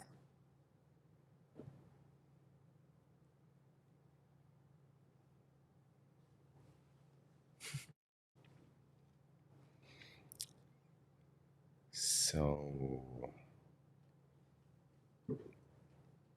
in Germany, we have a national holiday. Today? Yes. Ah. And a lot of people, I'm sure, tuning in. Yes, yes. Genau. So Leute, was geht ab in Deutschland? Ihr habt ja heute frei. Was treibt ihr? Wann wart ihr das letzte Mal auf dem Wasser? Wo kommt ihr her? Schreibt doch ein bisschen in die Chats rein und dann können wir uns da auch ein bisschen unterhalten drüber, was euch interessiert. Wir sprechen hauptsächlich Englisch hier. But if we have enough German, we can make sometimes a 30-minute German special. Or we have somebody from Belgium. Evert will come in and correct. Yes, for sure.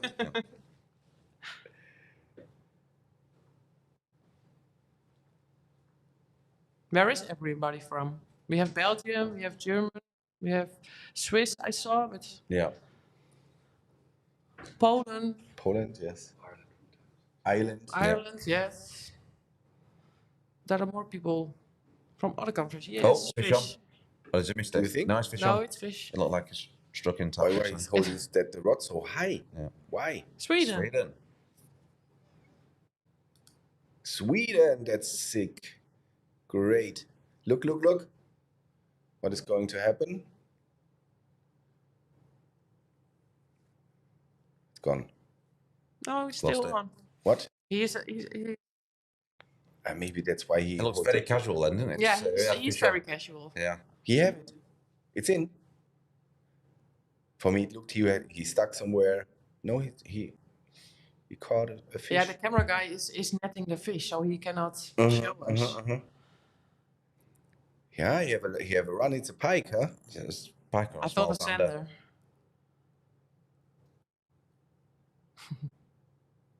Very happy. Ah, deserved. Very good. Small sander. He's doing okay, so he's fishing on his own. Yeah. Yeah.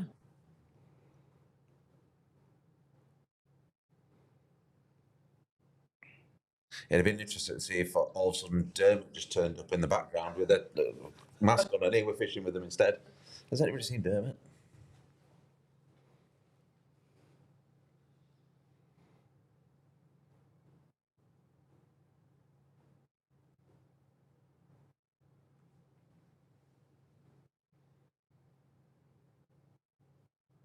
Oh. Well, it's over 40, but Yeah. I think it's close to 50. But Yeah. What's the minimum size? 42. of Zander.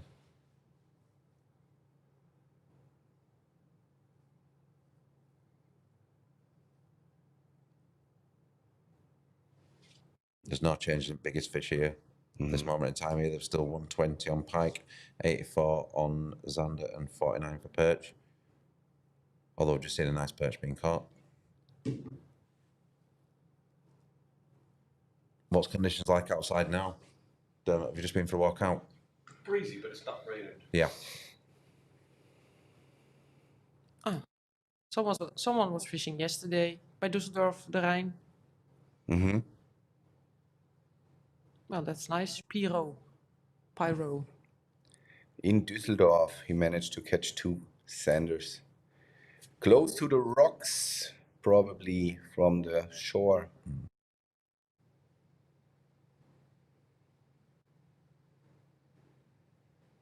Look at these guys, the Pantaneous team are so awesome. They take care of everything. They give you support. They are there always, and they are so sympathetic and They're nice guys. Yeah, so that's nice. good. And then, all of a sudden, they invite you to a beer too. What could be better?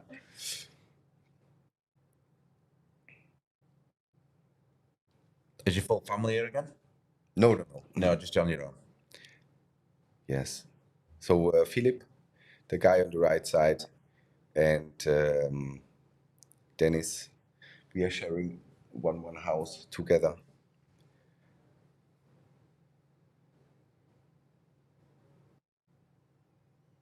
It's nice to see his attire, what he's wearing, because it's not the conventional fishing clothing, is it?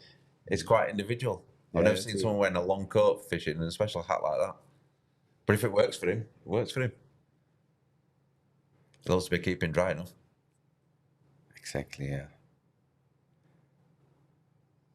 Well, there's not as much rain as they predicted. Not at this moment in time. The wind did look to be picking up a few minutes ago out there, but it doesn't look too bad out there. From now on, we have every hour a contact with all the marshal boats and to see how the conditions are on the water. From 12 o'clock onwards, isn't it? Is it the start? Yeah, we did from 11. Right, okay. And so far, exactly. We have a marshal boat on the Hollandsdiep, Volkerak, and they're gonna check with us how the weather is here and there, and then to decide if we can go on with the competition or if it's getting too dangerous. But as I look at this, I think, looks okay. It's rough, but not dangerous. So tell to Desperado, which waters do they fish in? The Hollandsdiep, the Haringvliet, or is it the Volkerak as well? They are all included, right? All in the included, yeah. Merwede also.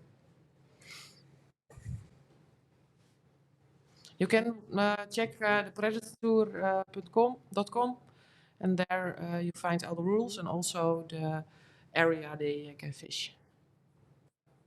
And there's also the leaderboard. Or you can download the app, because everything is also in there. It's for free on the Play Store or the Apple Store. Just type in Predatortour and you will find it. Oh. Well, that's quick. Thanks, found it.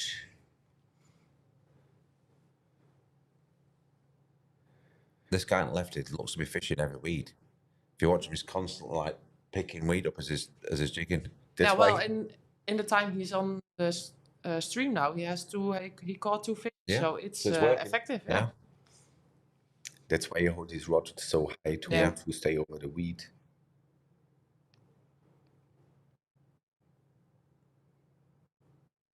He's fishing quite fast.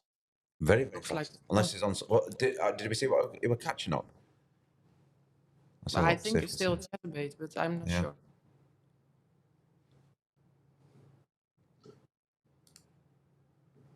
It seems to be happy though. It looks to be enjoying himself. Yeah. I've never seen him smile as much. And that must be hard when one of your team members falls out of the competition. Yeah, short term, it's great. It's like, well, your game plan's gone completely. Do you still stick to the same game plan and say that I'm going to go and do what we discussed it? But obviously you're halving your chances because you halve the amount of time in water. Yeah.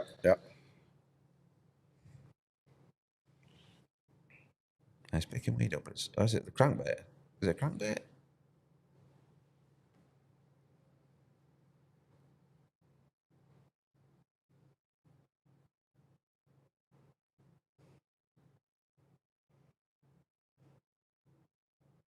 Well, like we said, every half an hour we're gonna switch teams. So we have another team in the stream right now. It's 52.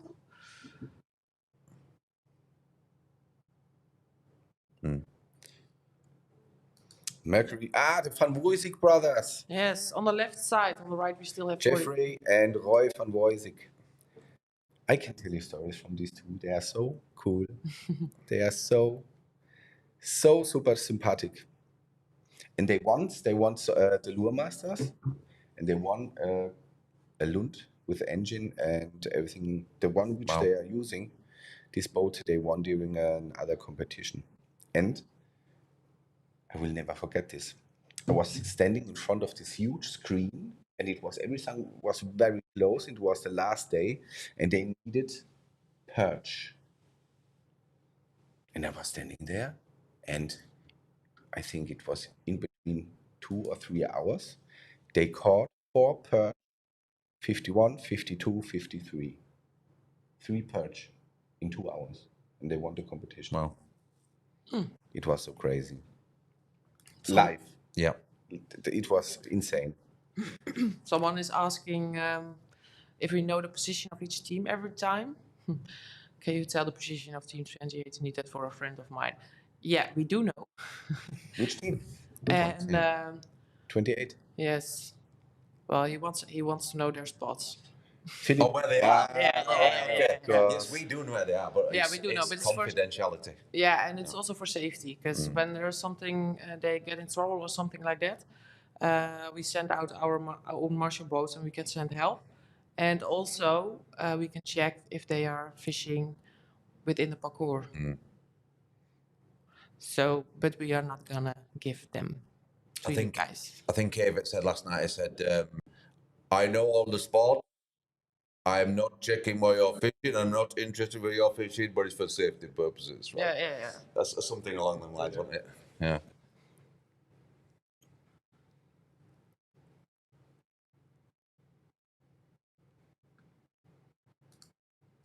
Is that a coat coming off because it's too warm? Well, we have still the Verwoestings on the left side, and on the right side we have a new team that is team 65.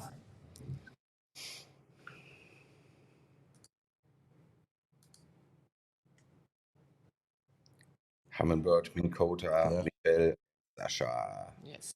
They have no fish yet. Oh, they've got two Zander. 65. Yeah, they've got two Zander. Yeah, the Zander points will only count if the pike is in the... So they're still on Zander at the moment. They've got a 59 and a 42 currently. Yes, you're right. Yeah, it's for the people at home. If you download the app and you see your team has 0 points, but you think, they got Zander already or Perch already, you need to fill in the pikes first, so you can then the Zander will count and the Perch will only count if the Zander is filled in. So you can fill in random order, but the points will come when the pikes are full, when the Zander are full, and then the Perch. And then you get 1,000 bonus points. I've just seen Team 24, which I think in second position now, best angler. They've now got a full card on Zander and Pike, and I'm guessing they're maybe going to upgrade or go for Perch now. Yeah. I mean, they've got the biggest Pike, 72, 68 and 59. There's definitely a couple of upgrades there. What would you do in that situation, Toby? If you've got 3 Pike, 3 Zander, go for Perch now, get the full card, and then go and upgrade. Or while the conditions are so favourable for Pike, would you go for the Pike? Yeah, I would.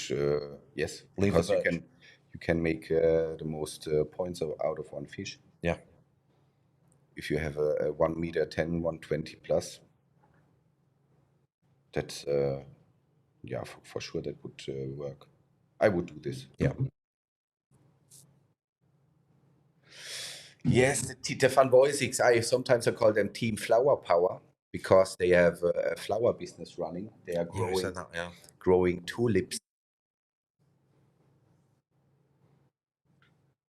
And they go, when they are on vacation somewhere, even in half paradise, they are going for GT fishing or tuna fishing, and it's what we have here. Yeah. This is team 80.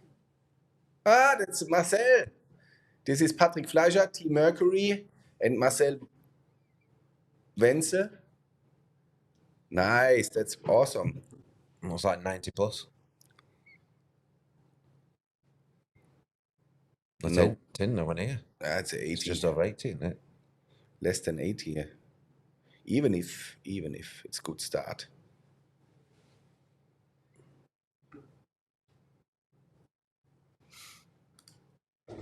And this guy showed me pelagic fishing.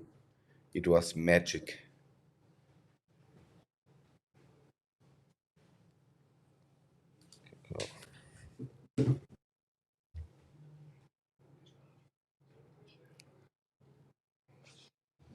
It's hard to work out how big that fish is.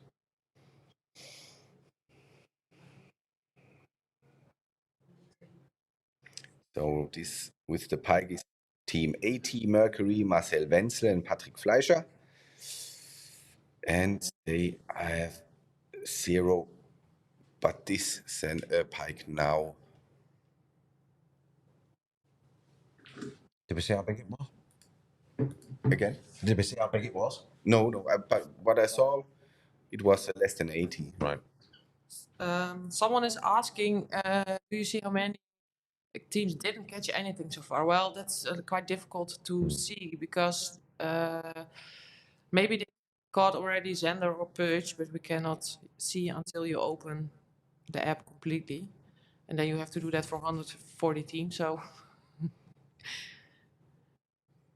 If you're bored, you can do yeah, it. if you're bored, you can do it, but It's definitely easier on a computer than it will be on a phone, I would imagine. that doesn't make a difference, I think. But yeah, we cannot see that. Yeah, we can, but it's a lot of work. At the back end, we can see it. So I can ask Lex if he can send an update.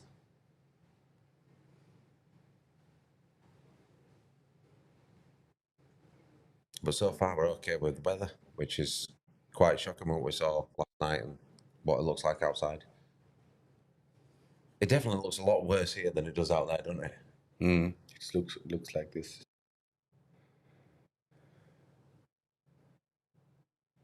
But the water is long and big, and it's mega important you pick your spots.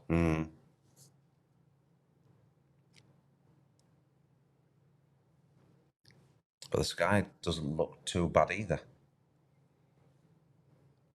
I mean, the lads have had rain, but it's not been too bad so far. They look like they're really filled with water too. Yeah. I think there were a warning of thunder and lightning today. Is that what they said? Yeah, but I think it's already gone. Obviously, safety comes first, so if anything happens, we'll... Yes, Evert was we'll just change. here, and he said at 12 o'clock they're gonna send out a push notification to all the contestants that we fish for another hour until 1. And then we're gonna check again. If the weather is still good, then we're gonna fish for another hour and so on until the end of the day. And when it's getting too bad, we're gonna stop. But for now, it looks all fine, and we have all the green lights. So You know, it's really crazy. I think I have 3 weather apps. yeah, we all do. And all 3 say different things. Yes. Crazy. It's so you cannot really believe and trust in this what they are showing. But this is also the first time the weather is so bad. Last year it was hot. The year before it was hot. The year before that it was also windy, but also hot. Yep. So it's never been this bad. For what I know of. I mean, it don't look uncomfortable fishing. No. Do you know, I've been on boats in a lot worse conditions than those and thought, well, you know. But they're good solid boats. The thing is, these boats are designed for these conditions. It's not that, you know, there's no toys out there. These boats are proper vessels designed for this water. You know, there's no 12-foot little tiny boats. Fish on left side. 52, the phone sinks.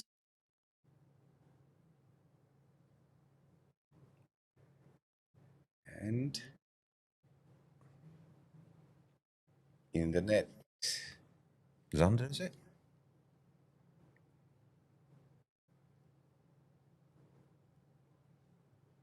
Look like a small Zander.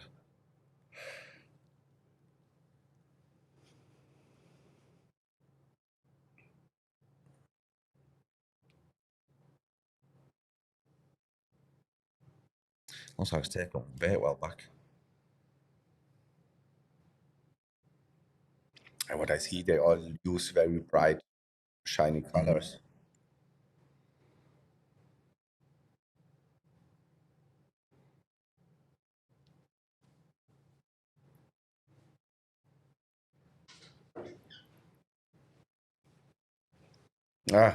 Not the biggest, huh? No. But it could be enough.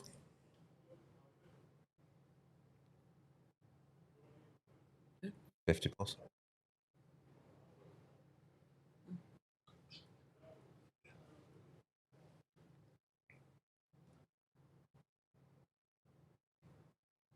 It looks 50 plus. Mm-hmm.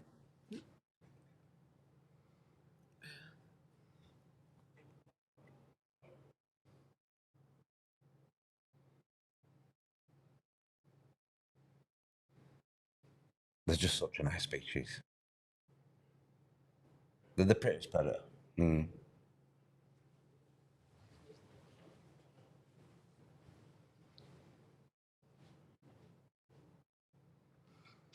Well, we had a nice comment to the Predatortour phone WhatsApp message from the wife of one of the contestants, Ewout van Dulken. She says everything looks fine, you're doing great, guys, Oh, that's great. with the live stream. So thumbs up to you guys. Thank you very much. And thanks for watching and supporting us. Perfect.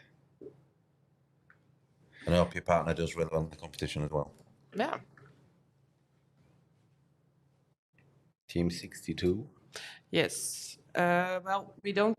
62 has no camera, I guess. No. We don't have, and Team 22 doesn't have a camera. Also, we only have 11 marshals. So we only have 11 boats with a camera guy. And every half an hour we're gonna rotate. So yeah, unfortunately, if they come up in the top 10, maybe in the next few days they will get a camera guy on board. But for now, they don't. But they are on a good way, huh? Overall ranking. Team 62 from France. Gillian and Florent are on rank number 3. 3 Pike, 3 Zanders, 0 Perch. Could be possible, huh? That they come up with a camera too. Tell us something regarding prize giving. Okay, you can invite some people or not, huh? Here to this Yes. this So place. Saturday we are gonna do a big prize giving event, and everybody is welcome. Yes, and it's worth to come because we normally have a firework at the end. We have champagne shower. We have all the participants here. We have one or maybe 2 drinks together, not more. No. Maybe 3. And we are talking to each other, and it's just a great time. And if you want to meet, see, greet, and talk to your favorite fisherman or team, you're very welcome to come here to Biesbosch Parks. Yes, Europarks, Biesbosch. Biesbosch. At what time? At what time? I can tell you later. Yes, I check I'm it not online. really sure. Were it 7? Did I see 7 somewhere? No. No. A little later, and 8, I think. I tell you. It's in the program. Yeah.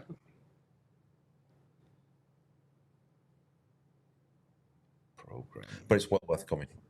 Yes, It's definitely. always really It's good. one big party. And I think the weather's going to be fairly good as well on Saturday. Yes, we're also gonna broadcast it live. Yep. The prize giving ceremony. But it's nicer to be here. Definitely. Prize giving starts at 7:30 here at the restaurant. In front, we have a stage here, and we have lights, we have music. We have a fish on. Another fish on? Yeah, on the right hand camera. 65. 7:30 is prize giving. End of prize giving is 9 o'clock, and then we will check what the bar has to offer. Someone is asking about the live technology. Yes, you cannot use the live technology when your big engine or your outboard engine is running. So only with your electric engine. That's correct. And that was brought in by Mercury, who said they didn't really want any more gearbox damage on all the outboard engines. Back and forward. That looks like a good fish, that. Yeah, I mean, it's a tiny small rod, huh? I think for a light. Oh, that's fine. It's gone. Oh, I felt that. Wow. Fuck. Yes. Pike on. Yeah, probably. Perch or Zanders, maybe. Cut the line. That's fishing.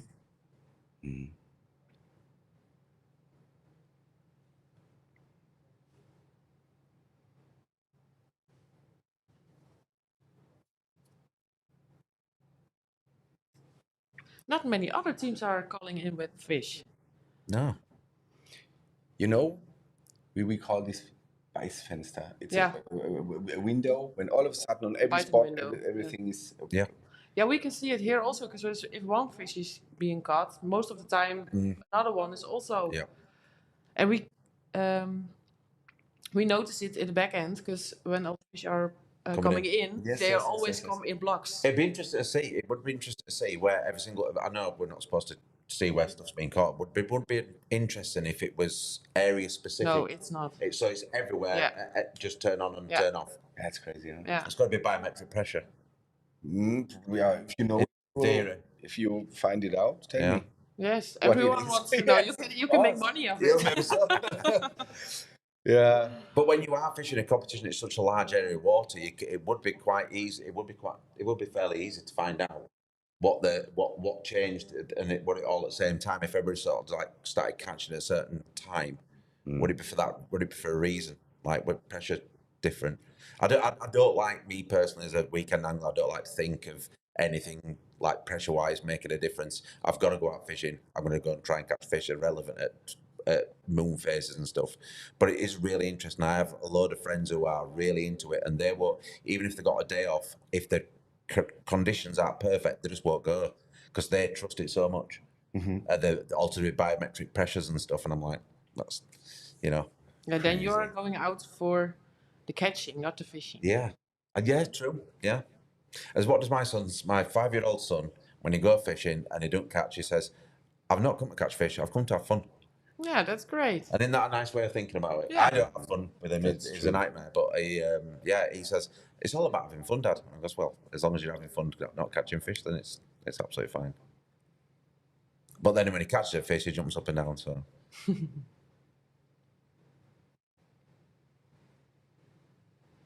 Yeah, we have had quite a few little dull spots, haven't we? Like, doesn't seem like anything's being caught. Yeah. Well, we only see, of course, 2 of the 140 plus contestants. So. But even when you're looking at the app don't seem too much change on the app at this moment in time. Yeah, well, if they are not after the Pikes, then we're not going to see it. Yeah, of course. We've still got first position, team 28. They have currently got 3 pike of 101, 86 and 68. They have got 3 zander of 63, 55 and 53 and 1 perch of 36 centimetres. So a nice start build card, shall we say. Well, we have 15 minutes left before we go for a little break. Yes. So if anyone has a question, please drop them in the comment section. We will try to answer them before we leave for a little break. We had to reboot the system. We're going to be back on Facebook as well, I hope. Because now we are not. We are only streaming on YouTube and Twitch at the moment. But hopefully, after the break, we will be also back on Facebook.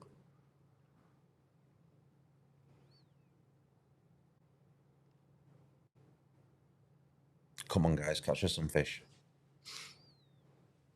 You know what's really, really tough and unbelievable? I was 1 week, 1.5 weeks ago, I was close here to this area, and I already saw some boats, which I know or knew, coming to here 1 or 2 weeks before the event and start training. But 2 weeks ago you weren't allowed to fish here. But can you fish without hooks? No, you cannot use lures. Or even if they just come and get some GPS points. You can go with live. Yeah. You could go with live and find the fish before. Yeah, you can watch, but you cannot fish. Dedication, though. Yeah, they met also at the Tonga. They made some team meetings and things like this, and start into the new seasons together. But imagine to come one dedication up front every day under these conditions. Yeah, I would be half dead now. Yeah, but we had very good conditions last week. My legs like this, like from a bodybuilder, because you have the whole day this movement. Oh, crazy, man. It's exhausting. Of course. And for the people out there who are not from the Netherlands, we have so-called a Dutch closed season. And you're not allowed to fish for predator fish, zander, pike or perch, with lures. That's due to the fish going to spawn. Yep. And make the best of the fishing for us and keep the species alive. So it's only for our own interest we don't fish at that time. We have in the UK, but it's not shared in Ireland, where the river systems are closed, but it's only rivers. Any flowing water is not allowed to be fished for predator species, pike, perch, or any coarse fish between March and June. It's interesting that every country has its own. Not everyone though. rules. Ireland has no restrictions whatsoever. Scotland has no restrictions whatsoever. It's only England, and they say it's to do. They say it's to do with spawning. I don't think it is spawning. I think it's to do with old laws to do with salmon fishing and went salmon fishing in the open, and the people who fish for salmon didn't want coarse anglers fishing at the same time as they did, and I still think that law stands. It's never really affected Ireland's predator rates, I wouldn't think, and it definitely doesn't affect Scotland. Yeah. So I just don't know, but I don't think it's a bad thing. I don't think it's a bad thing, and it gives chance for places to recover as well. You know, water to recover. But this competition is always 1 week after the opening, so it's hard for the anglers to see where the fish are and stuff like that. All the conditions are different. Yeah, So you haven't been fishing for 2 months, so it makes sense for them to turn up a week before to just go around and find out where fish are. But that doesn't necessarily mean they're going to be there in a week, 2 weeks' time. No, because the weather is completely different now. And 1 week back we had like 30 degrees, no wind, and full sun, and now it's this.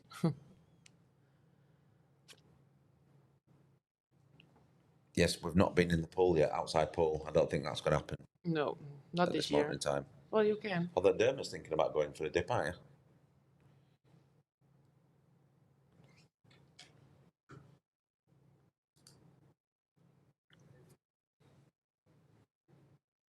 I mean, you can see it's a little bit choppy there.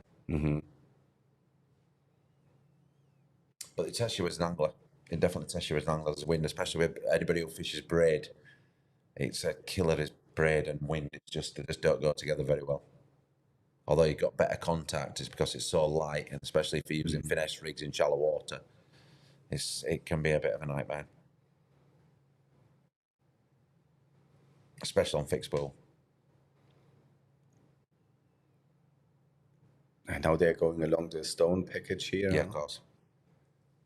Are they going out for Zander there, or they're going to go for perch along that edge? But it's very interesting. The small line, little water blocks. Oh, wall. fish on. Ah, nice.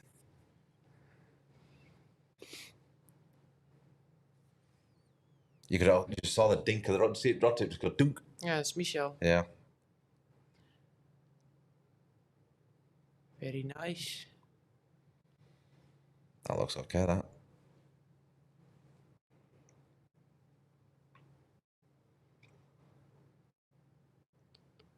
Oh. Jump straight into the net. Yeah. Interesting net, by the way. It's not been put very well. So I'm going to get a smack across the back of the head for that one. Especially got a net open there. There's the net there, perfect for you. Crazy. Everybody's panicked and put a net up and ripped the top off and the pole out before it. Everybody must have done that. I remember I was fishing one day with a lad and he did exactly the same. And I was playing a fish and he grabbed it and pulled it like that and the handle just came straight out top and he got it all mixed up and he ended up lifting it and it's like, yeah, preparation is key. I think in a competition like this you have a net up ready, don't you, surely? Unless you've got another fish in another net. 118. So I think this will be their first fish of 65. Oh, that's good.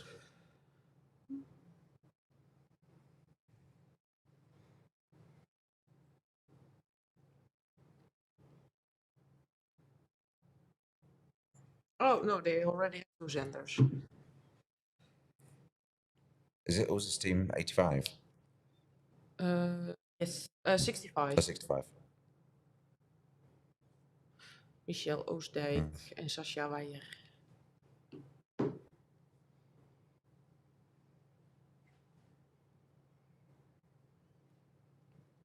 Usually little pikey. What's minimum size for pike? 60? 65.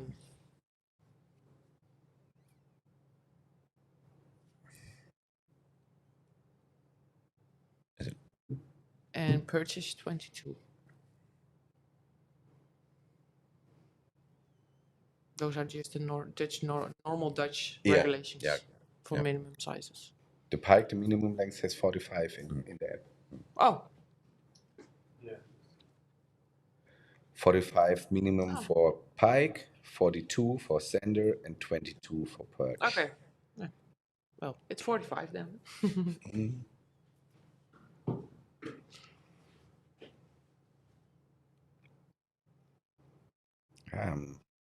I'm interested how many teams will have a full card on the first day. So we have on our ranking team number 28. They are just missing 2 perch. On the second, they're missing 3 I don't perch. think there's going to be that many teams with full cards in this first day. Today, I don't know. I think it's hard to predict. Yeah, I find it hard to predict. Weather's going to be hard because if it does turn this afterline, I expect it could. Yeah, a lot of people are still waiting for perch. Yeah, the key fish is of course the perch. If I just check the top 5, so in the top 5 only 2 perch are caught. Wow. Yeah, and this is no weather for finesse techniques or stuff like that. So yeah, I don't know. Yeah, the chatterbait. Yeah, you could just chatterbait it and grind it, couldn't you? Yes, you can also catch a pike or something. Verse kip has already the Zander at the perch full. Oh, yeah, already fish. Oh, it's off. Is it off? Nice. Is it in? Yeah. It's gone. Oh, it was plants. They have all Zander, they have all perch, but 0 pike. Yeah, that's why they have 0 points. Yeah. Yeah. Well, they could be dangerous with 3. Well, are there any size on the perch? 43, 39 and 31?